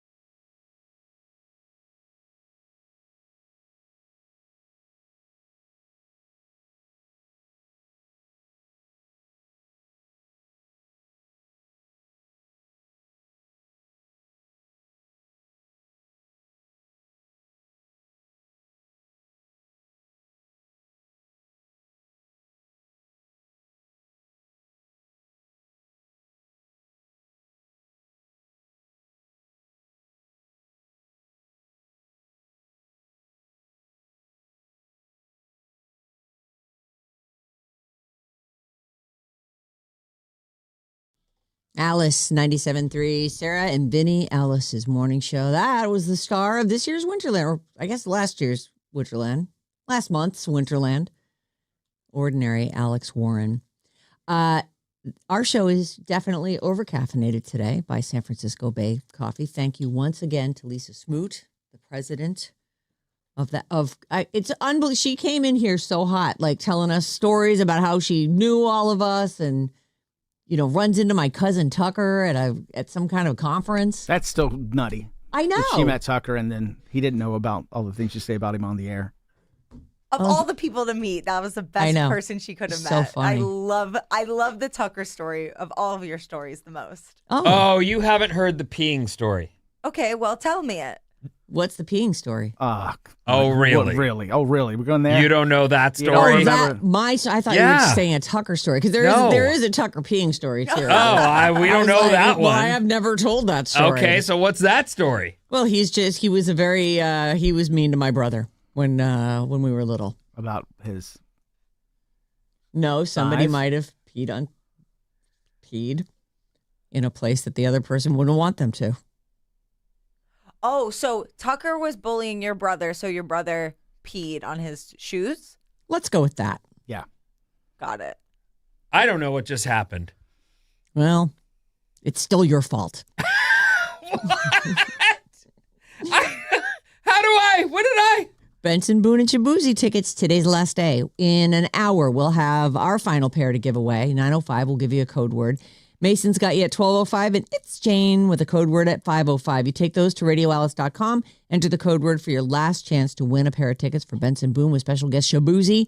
This is right before a big game weekend, February 5th, Bill Graham Civic Auditorium, courtesy of Bay Area Host Committee and Another Planet Entertainment. We have a phone. We have a text line. Mm-hmm. They are one and the same. And the number is 800-400-3697. That's FM 97, 800-400 FM 97. And we'd love to hear from you. Your thoughts, your feelings, your comments, all the things. This weekend at the movie theater, if you're interested, there is a movie. This is the first I'm hearing of this movie. And I'm wondering if you guys saw, I don't watch any ads, so maybe I would have seen it. There's something called Send Help. It's rated R. It's a survival horror thriller starring Rachel McAdams as a mistreated employee. Yep. Oh, you do know about this? Absolutely. I've seen the ads for this. Okay. She is hard to buy as the frumpy co-worker to this jerky guy who's, the ultra successful, young, up and coming, boss type. But she's Rachel McAdams. Come on.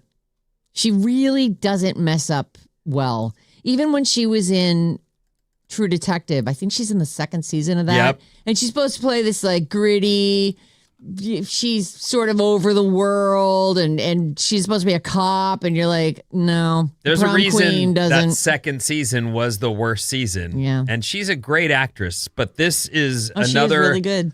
Another Notebook, hard anybody? sell. Come on. I can't be sure. You have to watch it to find out. But she plays this, and then they get marooned on an island. Isn't that funny? And she's the one who's now in charge. Yeah, the power dynamic shifts. Is that what it says there? It says she's a mistreated employee stranded on a desert island with her sexist boss, played by Dylan O'Brien. Which he quickly comes to regret as she seizes control of the power dynamic. It's directed by Sam Raimi, who did Spider-Man, whose horror credits include the original Evil Dead, which is great, and Army of Darkness movies. There's a scene where they're now marooned, Yeah. and she says to him, "We're not in the office anymore, Dylan." Oh. And he's got a tear running down his eye because I guess he's like, I'm really scared. And she seems to be able large to and in charge. She's handling things. I put the trailer up. I put all these things that I'm going to mention. The trailers are up at the Sarah and Vinnie Facebook page. There's another one called Shelter, and that's also rated R. This is a Jason Statham movie. He plays a former British spy living in self-imposed exile on a remote island, another island-themed one. When he rescues an orphaned girl from a deadly storm, Bill Nighy, that's the guy who plays the aging rock star in Love Actually. Are you sure it's not the science guy? No, that's Bill Nye. This is Bill Nighy. Oh. or however you say it, Nighy. Bill Nighy. He's the singer. He's the singer, right? Okay. Well, Turns out the love of my life was actually you. He was already old 25 years ago when they made that movie. How old was he when they made that movie? How old was that guy in that movie? 63. He was like 52. Okay, still. Isn't that crazy, well, though? He looked like he played a good rock star, as in, I'm aging worn out. Right. He looks younger now. I think he's Benjamin Buttoning it. Probably been doing some stuff. Oh, of course. How could I forget? Men can do that, too. Right. So Bill Nighy plays, discovers his location and sends a team to kill him. I guess because he rescues the girl. I don't know. Jason Statham has to then fight his way across the UK to get the girl to safety. And there are some limited releases. That's cool. Fighting your way across the UK to get people to safety. A little girl, right? Yeah. You're going to fight a bunch of people. Yeah. Be a hero. It's very Running Man. I got this. That's cool. Melania, the documentary about Melania Trump in the 20 days leading up to her husband's second inauguration. Amazon bought it for $40 million, spent $35 million promoting it, and it's expected to make about $3 million at the box office. Oh, it's going to be it's an Amazon movie that's in theaters. It is in limited release. I heard 1,500 theaters. A lot of theaters declined running the movie. Oh, I wonder if that's why they've called it limited. Because 1,500 is still, I don't know, a third of all the theaters. When some of these big movies, like a big blockbuster opens, it'll be in like 4,000 theaters or something like that. So it doesn't seem like 1,500 is... When I think of limited, I think it's in New York and LA. Maybe here. On your TV this weekend, today on HBO, the streaming premiere of... HBO Max, whatever. The streaming premiere of If I Had Legs, I'd Kick You, which is one of those movies that's been floating around a while. I've heard about it. It did get an Oscar nod for Rose Byrne. She was nominated for Best Actress. And this might be a good one to watch because it's an Oscar contender. It's a psychological drama starring Rose Byrne as a mom whose mental health unravels as she's worn down dealing with her daughter's mystery illness. Conan O'Brien plays her therapist, and Christian Slater is her neglectful husband. A$AP Rocky's also in it. He's a concerned neighbor. I know. On Saturday Night Live this weekend, Alexander Skarsgård is the host. Ooh, I'll be there for that. And Cardi B is the musical guest. We care about that? Yes, we do. Okay. Very much. All right. Alexander Skarsgård. What do I know? I don't know. Top tier. I know. You know what's funny? Like, if you ask me who's like the hottest celebrity, I'd be like, I don't even know. I can't think of anybody. But then I hear his name. I go, oh, yeah, that guy. Murderbot. Would he be number one on your list right now of he the might modern be right day now. heartthrobs? Love him. I love him. Who's your number one heartthrob, Bob? Like in the, of the celebrity world? Probably Zendaya. No. Oh, okay. I suppose if you swing that way. Yeah, we were thinking. What's wrong with picking a girl? It's nothing. At first I was like, what? And then I was like, well, I guess she can. He doesn't have to have a wiener. I think Zendaya's hot. Okay. So if she wanted to, you'd be like, yeah, I'll do that. Yeah. Oh. Well, don't forget, she was making out with girls at her 12th birthday. It was my 13th. Okay, sorry. And we weren't making out. What do you mean you weren't making out? It was spin the bottle. It was just a little kissy kiss. God, I love spin the bottle. Kissy face until you found. That wasn't how I got my first kiss, but that's how I got like 12 through, 30 kisses. Like there was a point there where I went, we should play spin the bottle. Oh, look, I found one. I didn't just pull it out of my jacket. Stop it. It's funny because it is the icebreaker that sometimes children need. Yeah. Oh, yeah. But it would always, it never landed on anybody I wanted it to. Well, you added too many people to the game. I know. Just needs to be you and Rochelle. Then. Oh, it landed on me again. All right. Let me try and get it to land on you. Sunday, 8 o'clock on CBS, the Grammys. 68th Annual Grammy Awards. Performers include Lady Gaga, Justin Bieber, Sabrina Carpenter, all the Best New Artist nominees. And I have a little more on this if I can get to it. I'll do it in an hour. Sunday on HBO, episode 3 of A Night of the Seven Kingdoms. Are we all caught up? Yes. Vinnie? I am not. Have you watched it all? The whole 2 episodes? Yes, I have. It's less than an hour of TV. I'll get to it this weekend. I can't wait. I want to tell you something, though, that is interesting to me. I have a friend who is currently working her way through the Oscar movies. And I was like, oh, that is smart. Yes. Like, now's the time. Then so you're that you interested in the... And I was like, I've seen Zootopia 2 twice and SpongeBob 5. I haven't been to I got a lot of work to do if I'm going to be up on the Oscars. One Battle After Another, which is one I think you should see because it's great and it's got a lot of nominations. It's on HBO, I believe. Okay. That one's streaming right now? Yeah. There's a few of the big ones that are streaming. Yeah. And don't worry, Bob's Movie Club's going to help you out. Catch up on the most important ones. Good. That's good. So next week we'll get our next assignment? Mm-hmm. Okay. Got a question from one of our listeners in the 510. Did anyone start watching Bridgerton yesterday? I didn't. Oh, you did. I started. I watched most of the first episode. And? It's a lot of, laying the groundwork. I they didn't serve me previously on. So I don't know if I accidentally skipped it or they didn't give me one, but I'm like a little confused about everyone's relationships, like how everyone's doing. And it sounds stinky so far based on what you just said. You didn't like it. I wasn't immediately hooked, but maybe I was not in the right mood. Maybe. I tried to get John to watch it with me, and I was hoping maybe Tina and I could watch it together, at the same time. But I just didn't get Tina's coming? No, but you can now watch TV and be on the phone together and, just be typing back and forth. If you, 1, 2, 3, press play when your phone hits, 1:30 p.m., hit play. And then you do that? I haven't, but I was hoping to. Oh. Yeah, because we spent a lot of time talking about Bridgerton while she was here. here. You and Teen do. Mm-hmm. Huh. One suggestion for this weekend is Wonder Man. I started it yesterday, and I watched 4 episodes. They're about 30 minutes each, and I stayed up a little later than I should because I was watching it. The action doesn't. It kind of builds up, But it's got you. Oh, it's totally got me. From the start, though. Grabbed me from the start. Yeah. Wonder Man. Yeah. And this is, I'm sorry, what is that on? That is on Disney. Okay. And it's in the Marvel comic universe. Yes, in the Marvel comic. Do you need to know the backstory on these people too? No, they explain, the Mandarin, which is the Ben Kingsley character from the other movie. They explain who he is very clearly at the beginning. There's a government agency I hadn't heard of before that's looking to put superheroes into prison. That's kind of the whole thing of it, and then this actor who's hiding something. Wound up getting through 4 or 5 episodes. Yeah. All right, great. I'm not watching superheroes. I don't care how good it is. What if I say it's really good? And it's not really, it doesn't, there's no superhero stuff for a while. It builds up, you don't really know when that's going to kick in. Then why make it a superhero show? Just make it a regular show. I'm sick of it. I'm sick of it. No.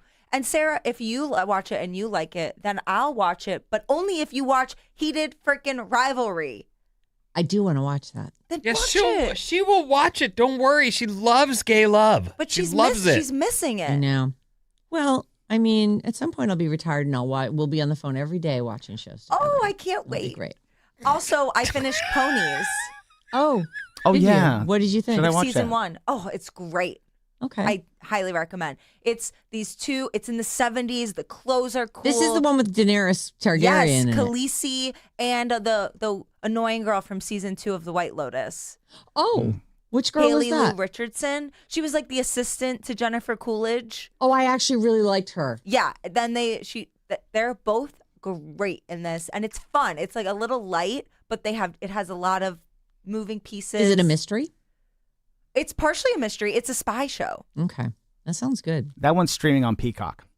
You guys, this is the first I've seen of this, and I'm not trying to get everyone all riled up, but I do want to tell you the Variety headline here is Writers Guild of America staff authorizes a strike, accuses guild leaders of bargaining in bad faith.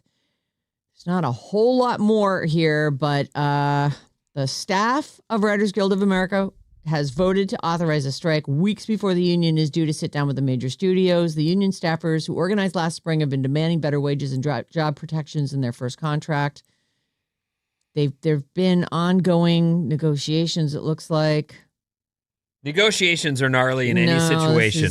Anytime, anywhere. It's terrible because often you need to have authorized the strike before they're anywhere near that, just so they can say, forget it, we're striking. Right. So they just have to have that in their back pocket. But negotiations shouldn't be ugly. There's plenty for everyone. There really is. People at the top, just share it downward. Just do an actual trickle down. Try to remember how you get stuff.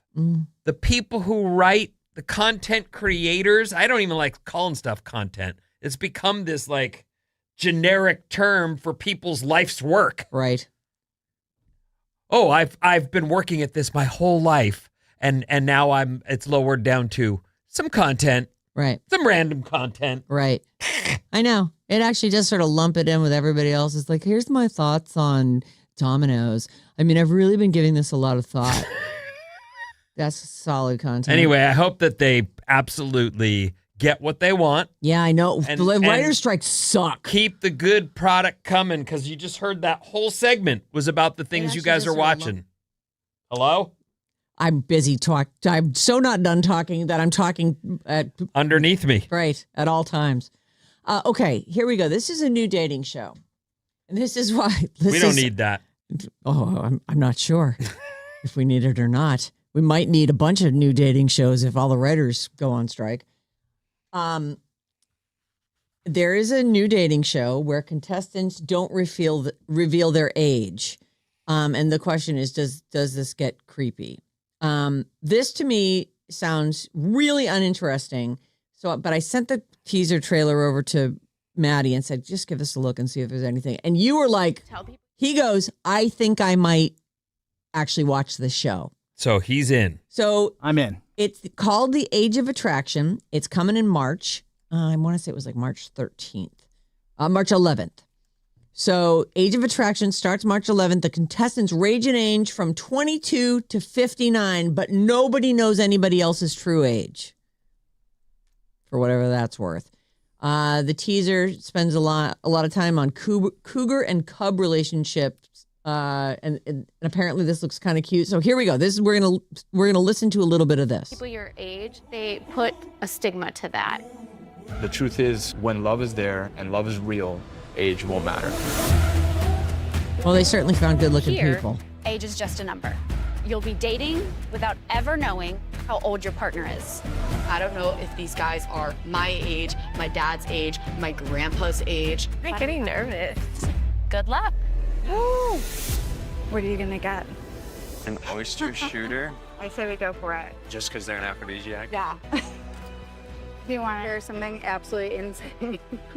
All this chat. Okay, I really feel like people need to just watch this trailer. I put these up at the Sarah and Vinnie Facebook page because some of these, it's really obvious that there's a massive age difference, and other ones it's not quite as obvious. Is the old guy in this coupling? No, he's actually. So really? She thinks he's in his 30s and is really nervous about that. He's actually in his 20s. Yeah, that dude's 22 years old, and she's 51. Yeah. But he thinks she's in her 40s, and she thinks he's around 30. Look underneath his eyes. He's There's brand nothing. new. He's brand spanking new.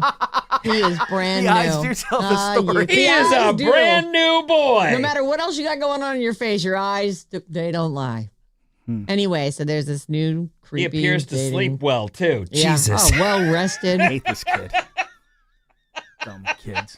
Of course, we're assuming everyone on the show is a consenting adult. Right. But I don't know. The older man, younger woman thing. That might get creepier. Might. Anyway, Age of Attraction. If you're like, I've got to watch this show, Matty. It's Netflix on March 11th. And I thought to myself, well, I guess that one was bound to happen. There have been so many terrible dating shows. And so I decided to put a game together. It's time to play a game. Oh, Yay! a game, everyone. All right. We never play games. I know. It's always such a massive surprise when we play a game, right? All right. So this one is called Reality Dating Show, Real or Fake. Did this actually air? Let's start with Too Hot to Handle. Hot singles lose prize money every time they touch, kiss, or think impure thoughts. Too hot to handle. Real or fake? Fake. Fake. Oh, that's incredibly real. Real. That is a real one. Oh, my. Why are we doing that? I'm not sure That's why. the start of the show. Yeah. We're starting over? You don't have to play the music. This is a long game. Settle in, Oh, everybody. boy. All right. All right, here we go.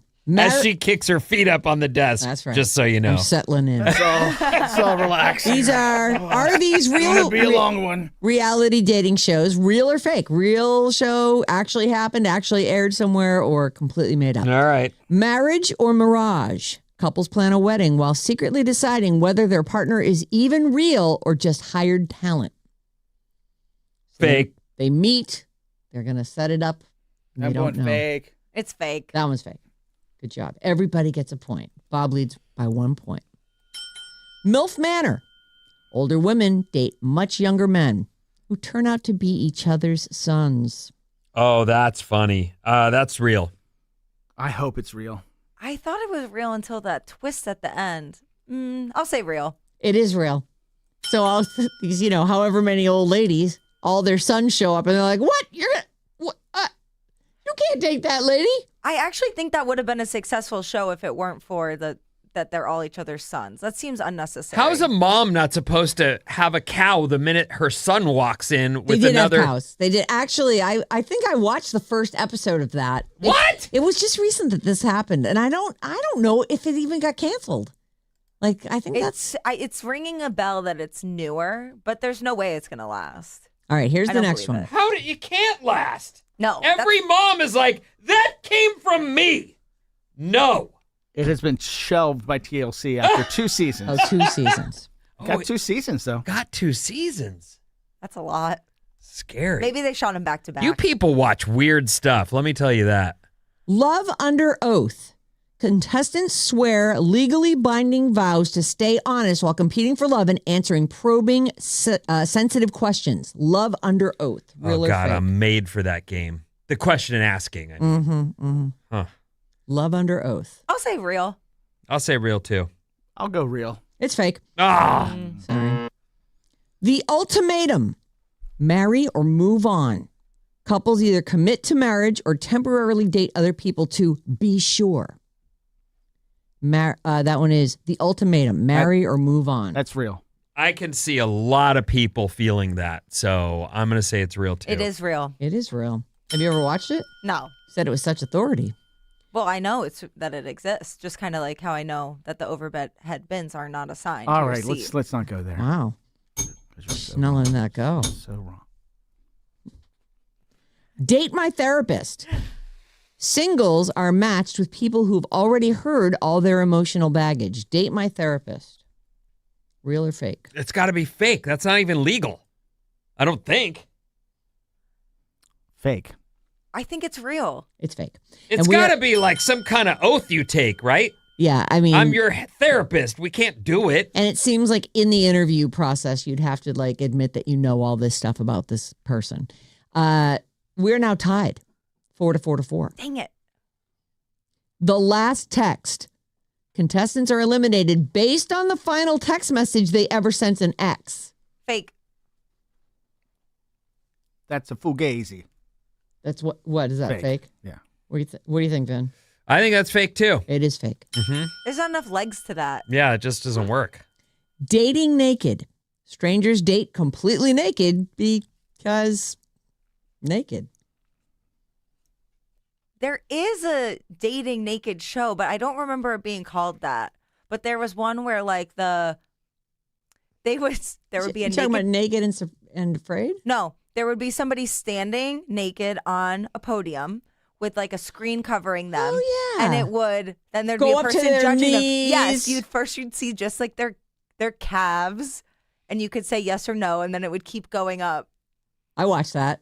But I don't That's think it funny. was called this. I'm going to say yes.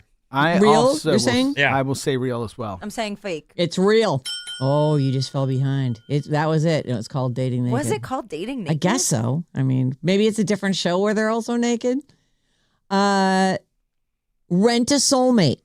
Singles lease a partner for 30 days, and decide whether to keep dating or return them for another model. Rent a soulmate. Fake. What are you guys watching? I mean, really? Don't judge. I have to. That's terrible. People like to escape from their own life. No, that is not real. I'm going to believe that never happened. I'll go for real. It's fake. Oh, Vinnie pulls into the lead. 7-6. Love on layaway. Couples earn emotional milestones one payment at a time. Sure, real. Fake. Read the synopsis again. Couples earn emotional milestones one payment at a time. Real or fake? Love on layaway. I don't even get. I'm going to say no. That is fake. You retain the lead. It's 8 for Vinnie, 7 for Bob, and 6 for Matty. The orgasm gap. Heterosexual couples face weekly challenges designed to expose who's actually finishing and who's actually faking.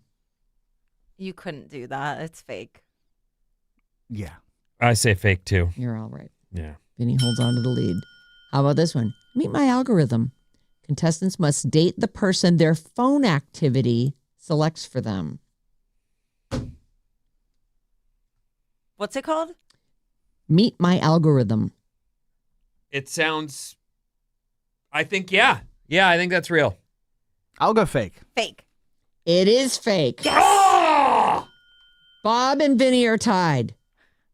Flip a coin to see who goes first. Hold on, because you have to pick a different thing. I have a coin. Here, Vinnie. Okay, Bob, call it in the air. Heads. It's on the ground. A tail. Okay, so you're going to go first. Okay. Ooh.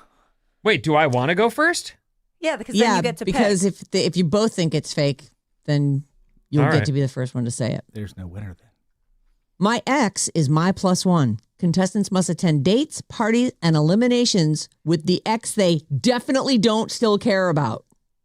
That's true. Nope, it's fake. It is fake. Yeah! And by a score of 10 to whatever you on! guys got, that's Bob all the way. Dang it. Bob on the waves. Bob on the waves. All right, the end. What's coming up in the news? I hate crappy shows.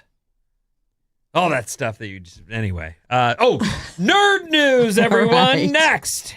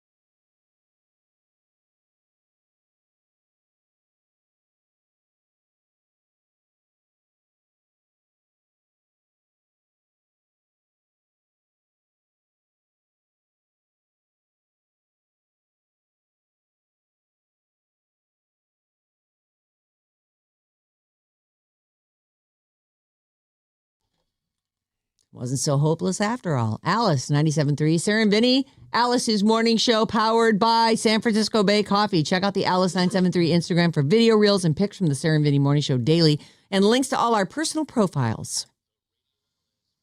You know who makes a great impression? Who? President Lisa. Yes. Like, she came in here and took over. Yep. I really enjoyed that segment. She was very outgoing from the get-go. Lisa Smoot, the president of San Francisco Bay Coffee, was our guest advisor this morning. That's in the 7 o'clock podcast. I'm sure you clipped that out for our YouTube channel, and you can watch us live on YouTube any Listen old time. to the show on demand. Yeah. It's there for you. And there's hours of it every day. Right. What's up, everyone? This Alice Report is brought to you by the Saturday Morning Special. Want more Sarah and Vinnie? Yes. The Saturday Morning Special is back. Get the best of the week each Saturday from 6 a.m. to 10 a.m.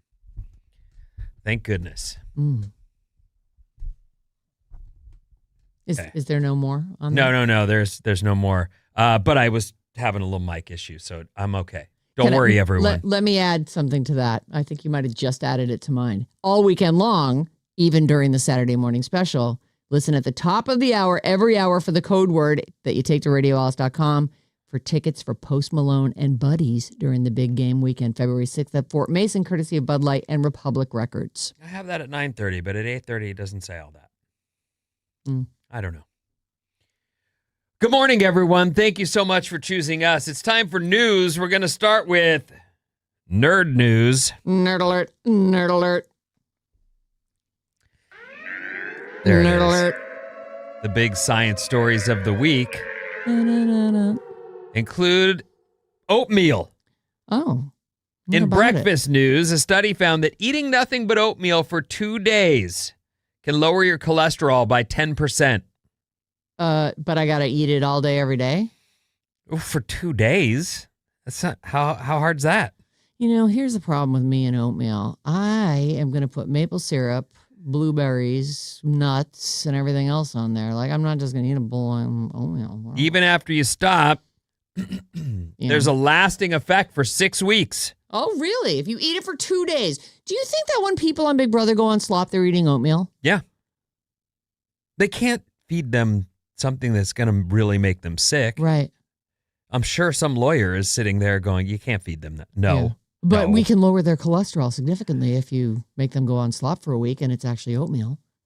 People in the study ate oatmeal 3 times a day, maybe with a little fruit mixed in, but nothing else. Oh. Fruit works. A little bit of fruit will sweeten stuff. I don't want maple syrup. eat this cereal now because I've just cut out having to make oatmeal in the morning. It's just a pain. This cereal I eat is like grass clippings. It's really about as unfun as it gets. Yeah. Like it really is. But I put some raisins in it and it's completely edible. That's that Ezekiel. Yep. Is it called that? Ezekiel? Ezekiel. And there's like cereal. 3 different ones. Oh. One has almonds, one has raisins, one's plain. And I just add raisins because the one with raisins, they're like little mini bricks. Oh. You know what I mean? Yes. We just have raisins because we have kids, so they're around. Anyway, oatmeal, everyone. It's good for you. Turns out. In bathroom news, oh, well. The site ZME Science did a deep dive on whether flushing really transfers bacteria from your toilet to your toothbrush, and the answer is yes. Yeah. Mm-hmm. Oh. The only way to solve that problem would be installing a vacuum toilet like airplanes have. Or, you could close the lid when you flush. Certainly, there's that. Yeah, sure. You could do that. Or put your toothbrush someplace not out in, wide open. Or one of those things that go over the bristles, just like a little I'm not worried about it. I've lived this long. And oh, you're going to go with that one just again. Gonna keep on keeping on. In shark news, a study found great white sharks' teeth change as they get older and bigger. They're more like needles at first to help them catch small stuff. But once they get big enough to eat, us, their teeth are wider and arranged more like a serrated knife. And new teeth grow in every few weeks just to make sure they have enough teeth to eat stuff. God. Oh, those Sharks. Sharks. They're all mouth. Oh.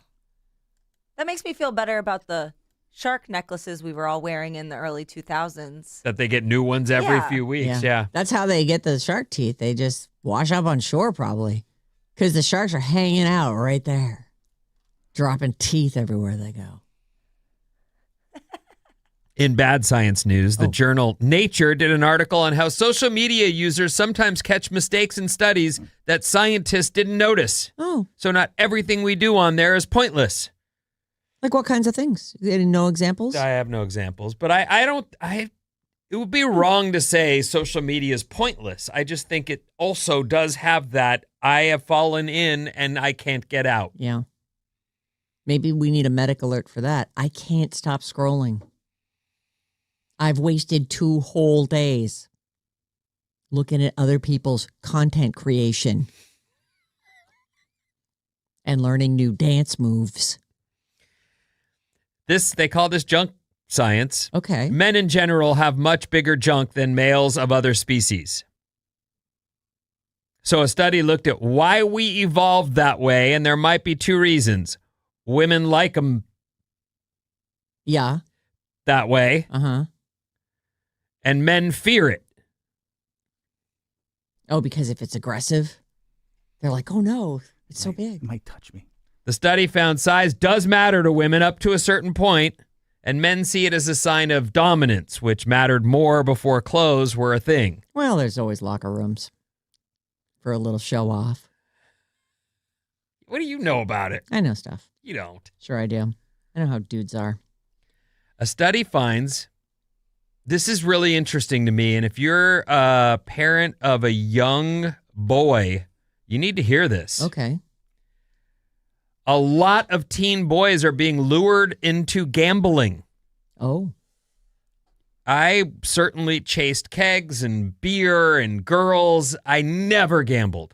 Like I played poker with my dumb friends with change that we had, or I'd have a $20 bill in the budget that I could take to the horse track in Del Mar, and we'd drink and I'd very slowly lose that $20. But now that it's coming into your phone, your kid could get themselves into a lot of trouble. Yeah. And if they listen to any sports podcast, Yes. they're always sponsored by these betting companies now. Right. Like, there's no way they can get away from the advertising for it. A new study reveals that more than 1/3 of teenage boys between the ages of 11 and 17 have admitted to gambling in the past year. Oh, wow. So you're flirting with big trouble. It's not a surprise when and someone they goes. spot you your first bet sometimes, and now you've got a little bit of money. You're like, well, I'm not just going to leave it sitting there. And the chasing thing is real. Well, I got to win my money back. I got to, just let me get, one big win is going to put me back in business. So my mom and dad won't ground me and be mad at me. Right. Because you're that age, 11 to 17. Yikes. Additionally, they say 60% of 11 to 17-year-olds are seeing ads for gambling on YouTube and social media, and it's being pushed into their feeds. Yeah. Well, these places want to make money, your money. They want it. Legal gambling begins at age 18, so they are skirting the requirements, the age requirement, and of course they are. Who's going to stop them? Right. Right. So know that. Keep an eye on your kids with their gambling, because this is something that can really get out of hand. Yeah. Also, because they probably have to lie about their age to get on those sites. If they ever get a big windfall, make sure you claim it or they're going to lose it. Right. So help your kid gamble, with his gambling problem by claiming his money. And then save it for college. Your kids don't gamble? Because you are a big fan. But I am not an addict when it comes to it. I do enjoy it, and I love playing cards, and I love playing poker, but I love playing games, and I just usually give myself, $200. I go to Vegas, and once I've lost $200, I just walk away from the tables with no longing. Like, I don't bet on football games, and you know what I mean? Like, so they're not into it, is what you're saying. I'm going to check with them because it hadn't even occurred to me that they might be gambling on their phones. I know neither of them are into sports, so that's Right. one way they would avoid it. But gambling in general is a high. I love it. You're It's in pursuit so of fun. that win, and Yep. when you do, and I've seen you win, and no one celebrates a win like you do. In fact, you are competitive, but it's crazy to see you win something. You like you were banging your head against the wall. You were like, Oh, when we won the lottery? Yeah, I mean, I was like, couldn't believe it. What is happening to her? I know. I don't understand why I do that. I can think of a few times that I've actually run at a wall and just like hit my head against it because I was so excited about, and not just gambling or winning, but like the one that pops to mind is when Neil Shonshan came in. Oh, that I'm was like, super what funny. the hell is happening here? My idol just walked into the room, and I managed to get a selfie You got the selfie, but you didn't say one word to the guy. because I was like, oh my god, he's sitting right This there. is the weird. You weren't around for this. No, Matty. what happened? Neil Sean, the Yes. guitar player for Journey, Yes. her admitted idol, comes walking into the studio. It was a surprise. I'll put it this way: they surprised me with this guy. Was this and- your birthday? Maybe. I don't know. Why'd maybe. I don't remember I why think it Alan happened. from Bananas set it up. definitely. He set it up. But I just was at a complete loss. I just didn't know what to say to him. And I'm terrible with people that I like. I'm terrible with that. I'm like, if I meet, that's why I never want to like get a picture with any stars or meet any stars because so many times I've just embarrassed myself. I'm either a total motor mouth and I have to tell them everything I know about them, or I just can't say a word and I just sit there shivering. I started talking to him, hoping it would, drag her into the conversation. Not a word. Wow. The whole time. I'm like, oh my God, I am interviewing Neil Sean because she won't. You just went no. And then he leaves and she's like, I can't believe it. I didn't even talk to him. And then Pat writes her and he's like, why didn't you sing with him? And she goes, oh my God, I should have sung a song with Neil Sean. He was right Oh my here. He had a God, guitar. Don't remind me that. Oh God, it would have been so great. I'd be like, break into Stone in Love. Those crazy nights I do remember. That might have broken me out of my shell. I don't know what happened. Wow. I've had that happen 3 times with James Hetfield, where I've met him. Who? James Hetfield from Metallica. Metallica? Yeah. And I have Silenced I you. have fudged it every time. Like complete. Like It he happens. even talked to me. We were at a show and he looked over and said, "Hey," and I'm just like, "You're a James Hetfield." Yeah, people love that. You're James Hetfield. Yep, I am. I got to get away from this guy. Grandmas, Oh, pardon me, don't usually need a reason to spend time with their grandkids because they love their grandkids. usually. A study found grandparents might reap some health benefits from babysitting their grandkids. Oh. So maybe you should spend more time with your grandkids is the point. Like what kind of help? And the benefits? parents will appreciate that Yeah. too. If you follow all their rules. I definitely have seen my mom when she's with the grandkids. She's busy, she's active, she's charging, and it exhausts her, but it's in a good way. And I appreciate I that. had a day. She's getting after it. And she has her, times where she's like, I need a break. Walks away with her little phone and she sits there and does whatever on her phone. I don't know what. I'm playing Candy Crush. Some game, yes. Or some show she's recorded. Who knows? But they found that grandmas who do a lot of babysitting tend to be sharper mentally than grandmas who don't. Grandfathers see an effect too, just not as much.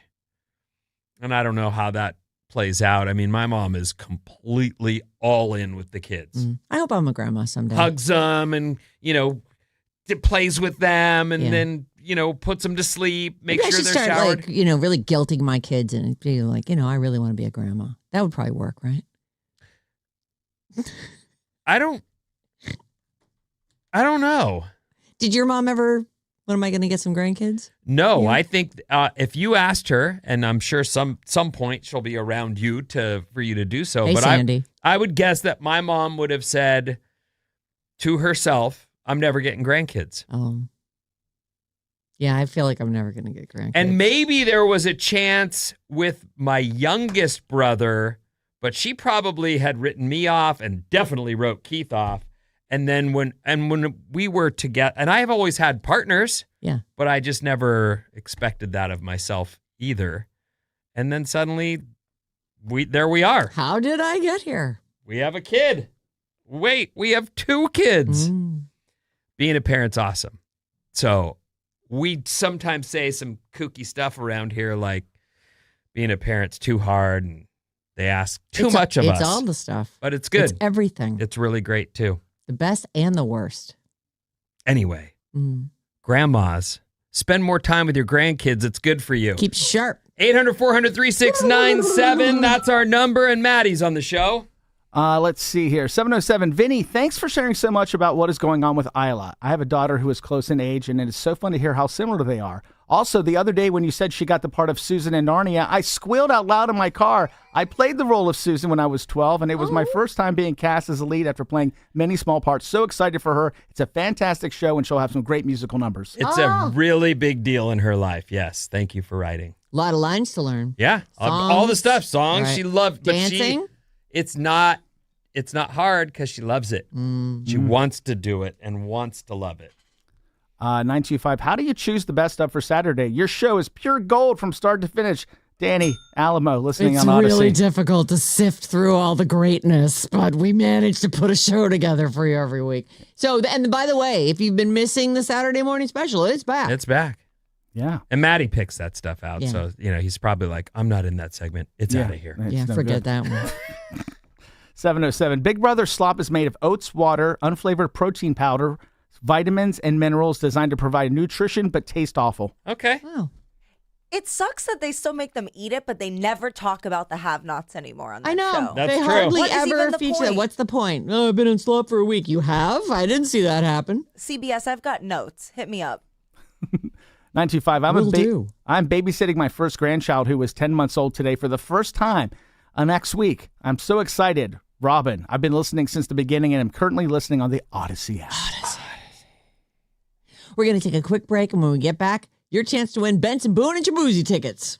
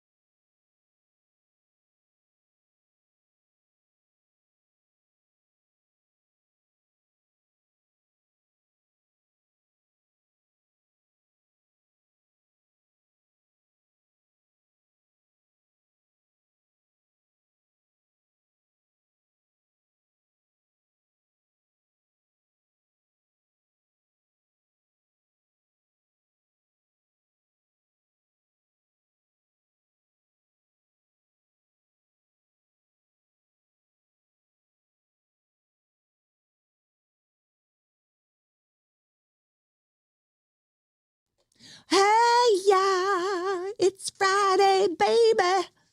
Oh, it's Friday. Mm-hmm. Oh, my God, all day. It keeps hitting me. That's the greatest thing about Fridays. You keep, like, remembering it's Friday. Like, oh, yeah, it's Friday. It's Friday. That's the greatest thing? Yeah. All right. Just all day long. It's, oh, Friday. Yeah, it is. Gotta get down on Friday. How about we give you a reason to celebrate? Another reason. Benson Boone and Shabuzi tickets. This code word is celebrate. Celebrate's the code word. CELEBRATE. Take it to radioalice.com for your last chance to win a pair of tickets for Benson Boone. And today is the last day of this. It's Benson Boone with special guest Shabuzi. The head of the big game weekend, February 5th. Bill Graham Civic. Take the word celebrate to radioalice.com. And Mason's got one more word for you, and Jane's got the final word for you, 12:05 and 5:05. So a couple more chances today. This hour's code word is celebrate, courtesy of Bay Area Host Committee and Another Planet Entertainment. Boy, I'm all hopped up on San Francisco Bay coffee. Woo! Woo, woo, woo. President Lisa was really great, too. She was our guest advisor this morning for Bad Advice, which, by the way, thank you to everybody. There's even people here in the building who are sending bad advices. You know what? That reminds me of this one thing that happened. Well, we've got your answer. Yep, we sure Send do. it in. Bad Advice 973@gmail.com. No problem too big, no problem too small. We got you. Who's sending in the bad advice? I'm not going to tell you because I'm going to do it. It was Joe Shasky, wasn't it? It wasn't Shasky. Oh, okay. I'm not going to. I was about to start mouthing stuff to him. Is, but don't do it. Yeah, you know. I'm saying you know. I know. Yeah, I do know. Oh. Stop I just was yawning. It's early in That's the morning a weirdly for people. shaped yawn with 2 syllables in it. Call or text us. It works for both. Phone calls, texts. 800-400-FM97. We'd love to hear from you. I got a couple quick notes I'm going to squeeze in here. First of all, there's a new trend in music. It's called Cigarette Mom Rock. Cigarette Mom Rock. Cigarette Mom Rock. It follows on the heels of Divorced Dad Rock, which is like post-grunge, hard rock from the same era, like Nickelback and Creed. That's called Divorced Dad Rock. Okay. But this is Cigarette Mom Rock. All right. I don't know what, honestly, even as I listen to this, I fully do not understand the cigarette thing. So I'm just going to tell you what the story says, and then we'll talk about it. What is Cigarette Mom Rock? Think Lilith Fair, gritty, mostly female alt rock from the 90s and 2000s. Okay. Key artists include Alanis Morissette, Melissa Etheridge, Concrete Blonde, Tracy Chapman, Fiona Apple, Avril Lavigne, The Indigo Girls, and Pink. And they say it's the antithesis of Divorced Dad Rock, which is like the Nickelback and Creed. And it's catching on. There are a bunch of TikToks and Spotify playlists all devoted to this. But why is it called Cigarette Mom Rock? Cigarettes are so out. Yeah, but back then they were smoking cigarettes and guess. listening to that music at coffee houses and things. Oh. Yeah, like my generation. And maybe the moms who listen to that kind of music still smoke. Maybe. It's not easy to quit. No, it isn't. I'm a perfect example of nicotine jail. Or they're social smokers. They get drunk and they listen to Alanis Morissette and they have a ciggy. I guess maybe I'm just at the wrong point in my generation because they're saying, is it because there was never a Newport Light far from your mom's fingers or lips when she was jamming out to these songs back in the day? But I don't know. I feel like I was too young to have kids while some of this stuff was happening. Well, you weren't going to have kids, though. No, I wasn't. And then you got talked into it. So you would have not been the perfect example of the cigarette mom rock. But you always smoked. So the ciggy is an absolute for you. Well, I quit in 97. And then I started back up again after I had kids. But I don't know. I just don't understand why cigarette mom. Was it like so prevalent? Couldn't it just be, cool mom rock? Good one. Thank you.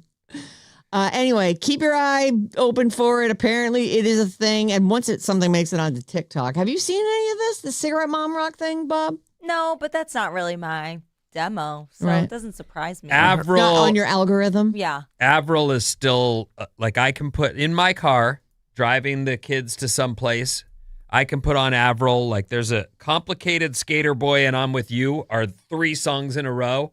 I can put that on and everyone in the car sings every word of every song. So good. Super fun. Avril.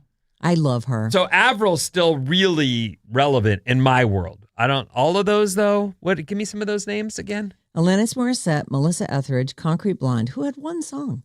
Tracy Chapman, who also kind of had one song. Fiona Apple, Avril Lavigne, the Indigo Girls. Concrete I love lots Fiona of Apple. songs. Me too, so much. That first record of hers was just brilliant. But it's funny when you play something that you remember lovingly in front of your kids, and all of a sudden you realize I'm losing them.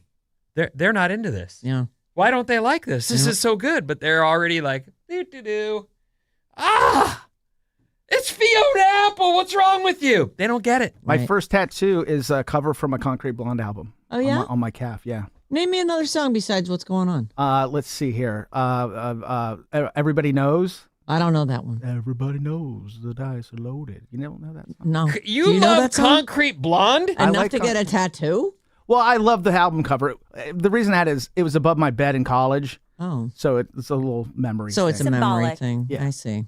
symbolic of, having sex in college. So you would be looking at that while you were having sex? That Right makes on. sense. Yeah. Concrete Blonde. Yeah. Let me And see she this ca- album and cover. she came in, remember? She came in. Linda Perry? Yeah, no, the lead singer of Concrete Blonde. Yeah. Linda Perry's Linda- not in Concrete Who Blonde. am I thinking of? I'm thinking of 4 non-blondes. Yeah, that. Oh, her name is Joey Jeanette Jeanette Napolitano. Napolitano. You know what? I take it all back. I actually really liked one of their records. Yeah, and she I can't think of. I don't know that song you're talking about. was the other one. Joey. Joey the is the main one. one. Yeah. You love that. I love of her voice. I like her. If she a lot. breaks into Joey, you light a lighter. Yeah, she yeah. Joey. Joey's really not one of my favorites. I mean, everybody knows is my favorite. Baby. I don't know. Everybody knows. Everybody knows isn't on their list of hits. Mm.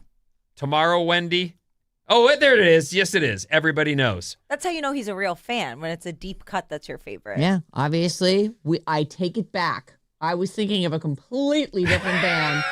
I'd show you my tat, but it's on my calf. It's kind of hard to. Oh, okay. It's- I'll come look at it later. It's fine. It's fine. Just take your pants off. What record cover is it? Walking in London, I believe. Okay, I'll look at that. I think that's the right one. Anyway, cigarette mom rock apparently is a thing. You had that tattooed on your calf? Is Let it me the see. sun and moon French kissing? Yes! Yeah, that's The what sun someone- and moon French kissing? Yeah. Oh, that's just the little part. You didn't do the whole record No, I cover. just did the sun and moon Okay. French kissing on my calf. That was my first one. That's your first ever tattoo. I got it from quitting smoking for 30 days on the air, and No Name took me to get a tattoo, and this was the first one I got. I actually really like it. I was 32 or so. That's wow. You got that while you were on my show with No Name. Yeah. I have no memory of that. I think of you as a guy with all kinds of tattoos. You can't remember everything. You know what? Is that when you and No Name went to a tattoo parlor and you came back with whatever the hell you got, but it was completely overshadowed by the fact that he got 4 gigantic daggers tattooed all the way around his leg? Yep. That was FTW in Oakland. Ding, ding, shame. That's where we both get all of our It was tattoos. so crazy. I don't know what you're describing. 4 gigantic daggers that were in and out of his skin, like all the way around his leg. And he came back with a little. I don't even know what he Sun came and back moon with. I making out. didn't even notice it. I was like, is anyone going to mention the 4 gigantic daggers? Giant knives. Concrete Blonde. All right. Huh. This is a weird show today.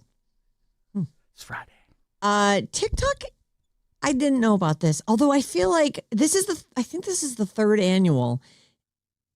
So maybe I have like a vague memory of it, but there's a TikTok Global Live Fest.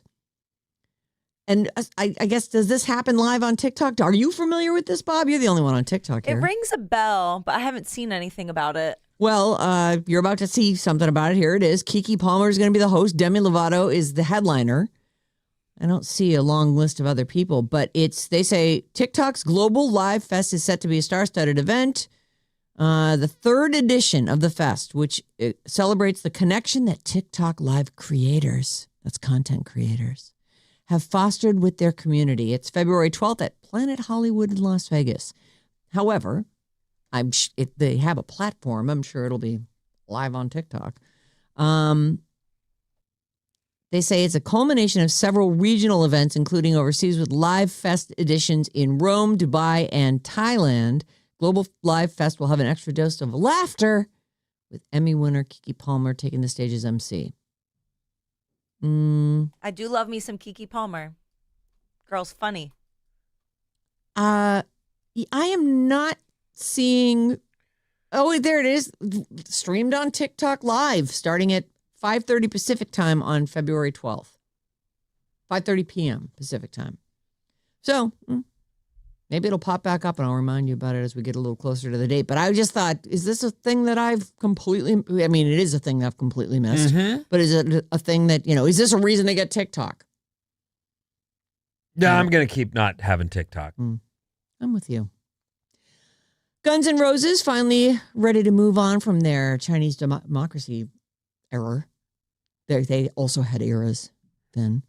Well, there was about 10 years there where Guns N' Roses was not Guns N' Roses. Pretty much all the stuff they've released since the album Chinese Democracy came out, including last month's Atlas and Nothing, originated during the Chinese Democracy sessions. So I don't even think, were all the guys on that? No, Slash was not in the band at that time, nor was Duff. Slash says that the next album will be all new material, and make no mistake, it will be an album. If Slash has anything to say about it, he says some of the younger kids who are sort of raised in this new fancy kind of digital era that we're in, I don't know about albums really being released as a whole. So it's a strange time. It's harder to navigate, but to me, it's a no-brainer. Make a record. You can do all the digital stuff in any configuration you want, but make sure there's an album. Yeah. That's his quote. Unfortunately, it doesn't sound like it's in the works yet, but he's saying that their next album will be all new material. Because I'm sure he's just like, oh, great, another bunch of stuff from when I wasn't in the band. Right. Fantastic. I'm a big Slash fan, but one of the things that I think of whenever he comes up is just that every radio station, including the one I started in San Diego, was a rock station. He would walk in with a lit cigarette hanging out of his mouth, which no station allowed smoking in there. No place, no indoor place. You're not allowed to smoke. And he would, wherever he went, you'd see someone walking around putting an ashtray under him because you weren't going to tell him. You're not going to say anything to Slash. He's just going to leave. When Dennis Leary came in, I know we had delay installed right before that happened because we knew and we needed it. But didn't we also let him smoke in the studio that day? No, because he was trying to quit. Oh. And he is another one of those guys who has struggled with that so much. The same, another guy? Jack and Diane. Oh, John Cougar Mellencamp. He's another guy who has been trying to quit forever. And most recently, I saw a story that he is getting ready to launch a summer tour this year. And he posted someone posted something where he's on a treadmill with a grit in his mouth, and he's like, "I'm training for the upcoming tour," which I'm sure he thinks is hysterical. But everyone is like, "Bro, you've already had a heart attack at age 48. It's time to put it down, like really." Right. But I get it; it's hard. It is. It's really hard. He should check out vapes. They at least give you it's vapor. No, it ain't not smoking. I actually think Slash has quit, but there's Mellencamp is not letting that go. It's hard, Yeah.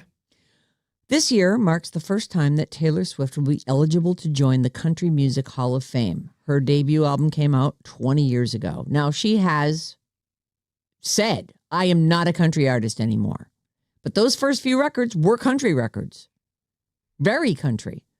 So because she's in consideration, maybe she'll be joining the Country Music Hall of Fame. 100.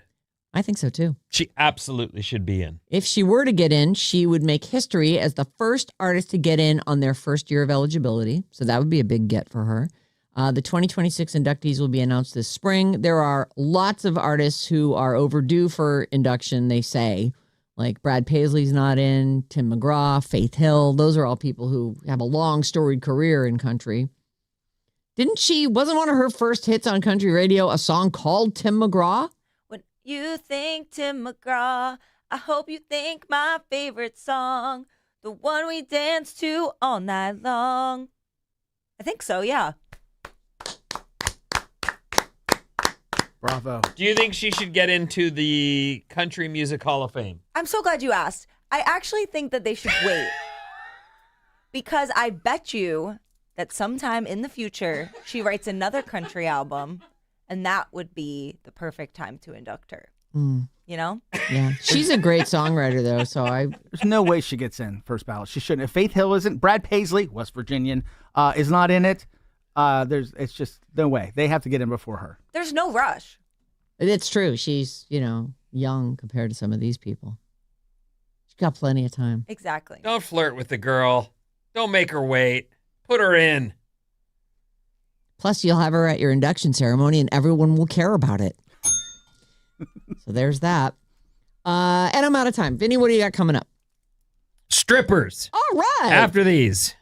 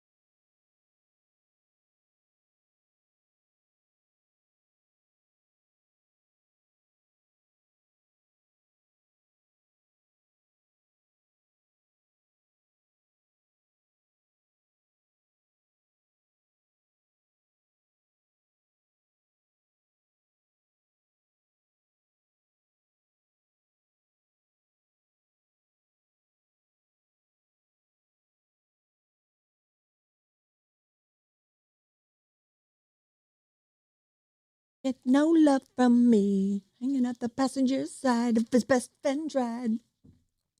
It's Alice, 97.3. No scrubs, please. That is one of those songs that is undeniable. So good. It is. Yeah. You've had that guy hanging out the passenger side of your ride. I have. I was picturing Vinnie as she was saying it. Yeah. Wait. By the way, no before we go any farther, what are you doing tonight? The Radio Hall of Fame. Live 105 is celebrating like the station of the century. It's being inducted in the Radio Hall of Fame here in the Bay Area. So exciting. I'll be there. No Name will be there. I know everybody knows No Name. Lots of past jocks from Live 105. I hope they're all there. Big Rick was one of my favorites. Big Rick's going to be there. Steve Masters, Aaron Axelson. Oh my God, it's going to be so fun. Yeah, it is going to be a lot of fun. So there are tickets if you want to go to this thing, but and it's going to be cool. It starts at 7:00. So tonight. Have a great time. I can't wait to hear all the stories. Yeah, it's going to be fun. I just, I had a year there, and so I feel like I'm a little part of the tradition, but we all kind of feel like we were because we worked so closely with Live 105 for over the years. And, well, they're like family down there. I don't know about that, but I love Live 105. Like my story is I used to fly up here for concerts, and the first thing I do is put on Live 105. And I remember all the different jocks and and then they had this weird like thing they would do overnight that was sort of, I guess it was at a time when raves were big, but they would do this really like, it's like early days of EDM or something would happen all night long. That's a rad station. I'm glad they're being celebrated. Thank God they're back. I know. And Marcy will be there, of course. Of course. Our friend. We love Marcy. Yeah. So. All right. I'll let you know how it goes. The Sarah and Vinnie Show brought to you by San Francisco Bay Coffee. Stream Alice and take us anywhere you go on the Odyssey, iHeart, or TuneIn apps.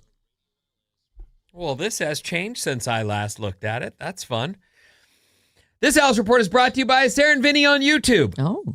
Watch our show live and check out video clips from Sarah and Vinnie Morning Show on your YouTube channel, our YouTube channel. Just go to youtube.com/@RadioAlice973. And remember to smash that subscribe button. Yeah. What are we at? 5.1 thousand listeners. We want 10,000 followers. Smash it. Smash it.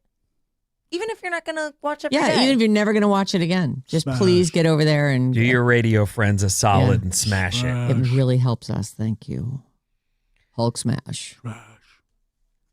Some clouds today with temperatures. It's going to be a warm, nice day in the upper 60s, but clouds.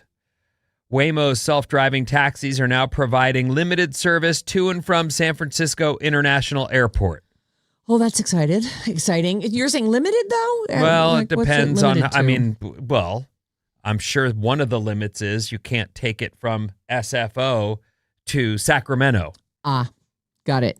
It's like from the city to there and back, and sure that's that basically like, it. That's a no. Catch another plane for that, you weirdo. Anyway, that's going to be something you have available to you. I believe in order to ride I haven't done it yet, but in order to ride a Waymo, you've got to get the app and get all signed up, and then you can do that. I am excited for this. I was looking at a projected map for Waymo, and it extends far up into Marin and far south and out to the east. It's looking like that's going to be a legitimate choice for people. I really like that. I will use that. I would use it too. And I don't know why I haven't caught on to ride sharing sooner. I don't have an Uber app or a Lyft app. But at some point, I will get a Waymo app, I would imagine. You know, it just feels like, and I'm sorry to the people who are gig, having the whole gig job thing, or what's it called? Side gig, gig hustle, side hustle. What's it called? Gig economy. Hustle, gig, side hustle. One of those. Just put some of those together. But I don't like being in a car with a stranger. I've never even liked being in a car with a taxi cab driver. I don't mind that part. I don't like it. And I also don't like the tip thing. I want it to all be on the app, and I'm down. I love it. I'll chat them right up. I don't have a problem with that part, but I also like the idea of a Waymo. I think it sounds kind of fun. Mm-hmm. And to be in a car with no driver? Okay, let's do it. Yeah, that's so it. Space age. we already take it for granted. There's a car with no driver right next to me on the road here in downtown never San even Francisco. look anywhere. There's nobody in there. At first, you would look to just confirm there was no one in there. And then now we're over Every single drive into the city to come to work in the morning, I am on this one road that I take off when I get off the freeway. And I'm on the road with 3 to 5 Waymos just roaming around at 5-something in the morning. Yep. It's great. I like it. Cars at the ready. All those cars, by the way, are electric, aren't they? Yeah. Boogie woogie woogie.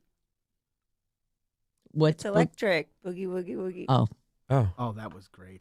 Thanks. Apparently not. Well, I never know if is that a thing? What is that? I mean, it sounds like something the kids know about. Oh, it's the electric slide. You know the electric slide. But Okay. I don't know that, I don't know the I don't know electric what slide. she knows. I don't know who she's talking to. If the thing drove you all the way to Sacramento, like I assume it can make it one way, but then there would have to be little depots there that it could check in at and get charged back up to. I don't. That's That's the why. other way. That's part of the reason why I was asking. Is it seems like that would be if they've been driving around all night. Right. And they're down to half. We're going to be stopping here for 20 minutes. You can get out and walk around if you'd like to. Florida man makes the news. Oh, Florida man. He's always fun. A 32-year-old man from Florida named Alexander Baker Depew. Oh. Sounds fancy. Was feeling romantic, so he decided to buy a bouquet of flowers and some chocolates for a dancer at a strip club. Oh, okay. The flowers and chocolates cost Alexander $288, and he paid for them with counterfeit movie money. You know that? Have you ever seen the movie Money? It looks completely real. Yeah. But on the saying there is, this is not to be spent. It's not real. It's for... Isn't there some rule about you can't show real money, or like there's some reason there is specifically movie money? Isn't there something? I feel like that was a fast fact once. Maybe because they don't want to have security on the set when they've got a big bag of loot. Maybe that's it. So the guy with the Monopoly money goes and buys flowers and $288. He paid for them with counterfeit money. The word replica is written on them. Oh boy. No one checked, huh? And said that they were not legal tender and were only used to be in motion pictures. Then he went to the strip club and paid the bar tab with the same movie money. Both the bartender and the florist realized the money was fake and called the cops. The police showed up at the club. Oh. I loved the club. I don't know if this is... I don't know if they refer to the strip joints as the club or not. Yeah, I guess. Yeah, in the club. 50 Cent. Okay. You can find me in the club, bottle full of bub. They searched him and found $400 more in counterfeit bills, cocaine, and meth. Oh. He's facing multiple felonies for fake money and drugs. But you never answered the question. Did he get the date with the stripper he's I'm in love going to guess with? not.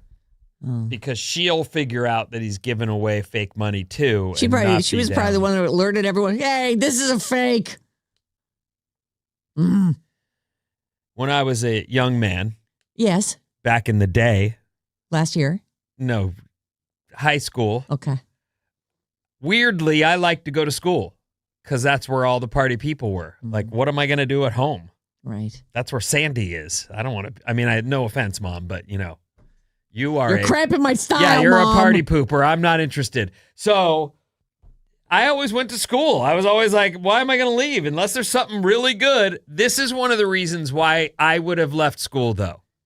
And me and my dumb friends would have all piled in my orange Datsun B210 and headed out to rescue the beer that spilled out of a rolled over beer truck. Jeez. A semi-truck rollover spills Coors Banquet beer on I-70 and Highway 58. Banquet beer? Well, that's what it's called on the, Banquet beer is on the can. If you haven't never had a noticed lot that. of Yeah. yellow can Coors was sort of a thing I had going for a minute there. And then it was just all the cans of beer. It didn't matter. I think one of them we got into was Miller Genuine Draft because like that was new. Yeah. In 85 or. Was Smokey and the Bandit transporting Coors? Yes. Is it true that was like one giant advertisement for Coors? Like it was, remember, it was like illegal to transport the Coors over county lines or whatever? True, at that time, you could only get Coors in the West. Yeah, it became like sort of a huge ad for Coors. Yeah. I think that, I don't know if that was like agreed upon in advance, but who knows? Maybe they went to Coors and said, hey, we're thinking about, you want to... And then the whole country will know about you because Smokey and the Bandit's going to be a huge success. The crash happened at 11 p.m. Oh, school wouldn't have been involved at that time. But still, me and my friend Billy and Jason Sisko would have jumped in my orange Datsun B210 in an effort to rescue as many beer cans as possible. We'll save you. Don't worry. What a waste. We're going to help. You were probably already following the beer truck, let's be honest. Well, I did definitely turn and follow beer trucks just to see. Maybe a case will fall out. Never know. How did the accident happen again? It doesn't say. It was a rollover of trucks. They roll over. All right, so you sometimes. also set up a trap for it and then followed it, and you were there to help. We don't have the condition of the driver, but hundreds of beers and dozens of kegs that the truck was hauling spilled onto the highway and were available for rescue. You can see the video here, right there. It's a mess. Oh, boy. Wow. It's a disaster. That is a ton of party material. I hope the people got out there and helped where they could. Sheesh. That's a lot. That is a lot of, a big beer truck. Hello. And everything in it loose. Yeah. Our text number is 800-400-3697. Maddie's been reading those all morning, and here's some of the best stuff you guys sent us. 415. You guys were at peak today. Oh. Hugs and love. Oh. Thank you so much. We're peaking. I'm peaking. So it did feel like a great show today, and I would like to say thank you to Lisa Smoot from President Lisa Smoot. Sorry, Her Majesty, the president of San Francisco Bay Coffee. She was an outstanding guest contributor this morning. I enjoyed meeting her very much. Yeah, she really brought it. I was, we had no expectations. Like, it's a client coming in. We're very excited to be repping San Francisco Bay Coffee, and she delivered. For those of you out there who are like, what is this? This is how we do business. So please, frequent and use and buy the companies that sponsor this station. Support the sponsors that support the show you like. Right. 650 LOL. Nice Bob on the electric slide. I knew right away.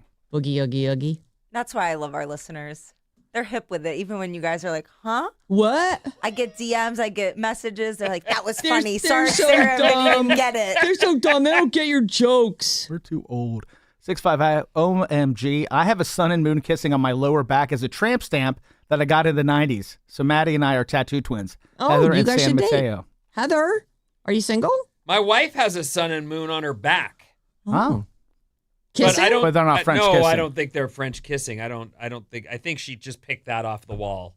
When you go for your first tattoo and you're like, I'll take that. I like the look of that one. Looks all Ouija board mystical. Yeah. Oh, here I'm we not go. going to be a hero. Thank you. Thank you all for not being heroes. Oh, I just remembered. It's Friday. Yeah. Yes. I know. Isn't it the best feeling? Like, just where you remember, like, oh, this is it. That's it. That's all we got there. Oh, it's good. That's good. We're doing When Did That Happen today. There just weren't enough good birthdays. I'll use those if I need them for a tiebreaker. Bob won the game earlier, and it was super close, so you come into this with 1 point, Bobby. All right, Andrew Jackson becomes the first president to survive an assassination attempt. He was attacked by a guy with a pair of pistols that both misfired. So the 67-year-old president beat him with his walking stick. Oh, my. When did that happen? You really don't want that to happen. They both backfire. You should have thrown it at him at least. Right? He's too busy going, geez, I got to pack. It takes 2 minutes to load this thing. It's musket. So what's the question? So when did that happen? Oh, when did Andrew someone Jackson. attempt to... Andrew Jackson became the first president to survive an assassination attempt. When did that happen? Vinnie, you're first. I'm going to say 1805. 1805. What do you think, Matty? 1822. 22. I'll say 1814. It's 1835. That's a point for Dang Matty. What number? 1835. I don't know what number. I'm going to look it up rather than yell it into the microphone. The Lone Ranger was heard on the radio for the first time. It ran for almost 3,000 episodes before ending 22 years later in 1955. The first radio episodic of The Lone Ranger was aired. Andrew Jackson was the 7th president, everyone. Thank I you. thought he was the 4th. All right, go on. The Lone Ranger. Yeah. Because I know you missed this whole thing. Yeah. Here we go. The Lone Ranger was heard on the radio for the first time. It ran for almost 3,000 episodes before ending 22 years. Oh, boy. I actually gave you a math quiz here. 1933. That's a point for Matty. Oh, man. I'm not giving you 2 points because I'm stupid enough to say 22 years later in 1955. The Beatles made their final public appearance as a group, performing on the roof of Apple Studios in London. The show stopped when police arrived after the neighbors complained that the Beatles were playing. Losers. What year did that happen? That's Bob. Bob. Oh, man. I have no idea. 73? 73. What do you think, Vinny? I saw this in that Yep. way too long Beatles Marathon movie, documentary. yeah, whatever that was. And 15 yet, hours. I feel like I'm guessing at 69. 68. It was exactly 69. Dang. Vinny and I Matty are love the tied with Beatles. 2. Do you? Yeah.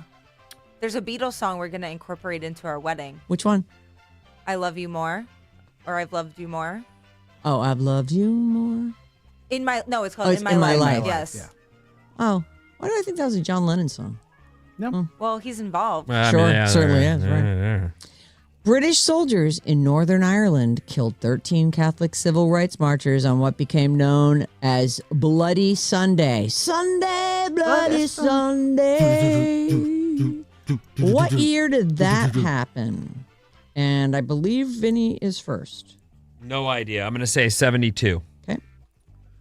I'll say 1980. 75. It was exactly 72. Vinny has 4 points and is in the lead. Sounds like I had an idea. It I does didn't, sound like though. you have I mean, an I was idea. guessing, you and nailed I it. put You it in a landed range, it right and on then it. went, I'll go with that. The troubles. Kiss plays their first ever concert. It was at a place called the Popcorn Club, and they earned $50 performing for less than 10 people. Matty, you're first. 1972. 72. 73. 73. 71. 71. It was exactly 1973. Bob, no, you're still in the lead, Vinny, with 4. Bob has 3, and Matty has 2. The Hardy Boys Mysteries debuted on ABC. It starred Parker Stevenson and Sean Cassidy, Dreamboat, as the teen detectives from the classic mystery novels. The Hardy Boys Mysteries. When did that happen? Did you watch that? Yeah, I watched that. Okay. When did that happen? Bob.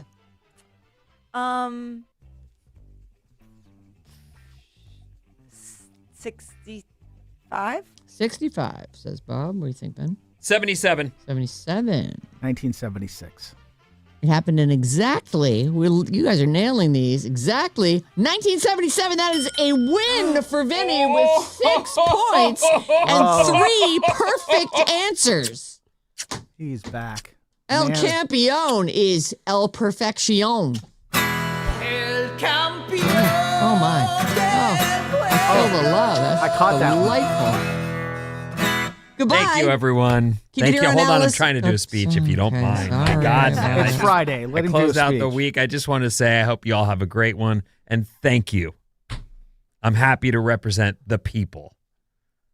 El Campeón del Pueblo is the people's champion, as you well know, Sarah. All right, we can go now. Okay. Goodbye. Keep it here on Alice all day. We have last chance tickets for Benson Boone and Shabuzi with Mason and Jane at 12:05 and 5:05 and all weekend long. Be listening at the top of every hour for code words. You take them to radioalice.com and you could win a pair of tickets to Post Malone and Buddies during the big game weekend. Which hour? All the hours. Every hour, every hour, Okay, every all right. hour, every hour, every hour. All right. February 6th, this show is happening at Fort Mason, courtesy of Bud Light and Republic Records. And next week, we have your chance to win tickets to see Vermont's finest, Noah Kahan. He's that stick season guy. Oh, he just announced his new album. Oh, did he? Yeah. Well, he's also going to be, we have tickets to go see him. Oh, I know. It's amazing. Have a great weekend, you guys. We'll see you on Monday. thank you.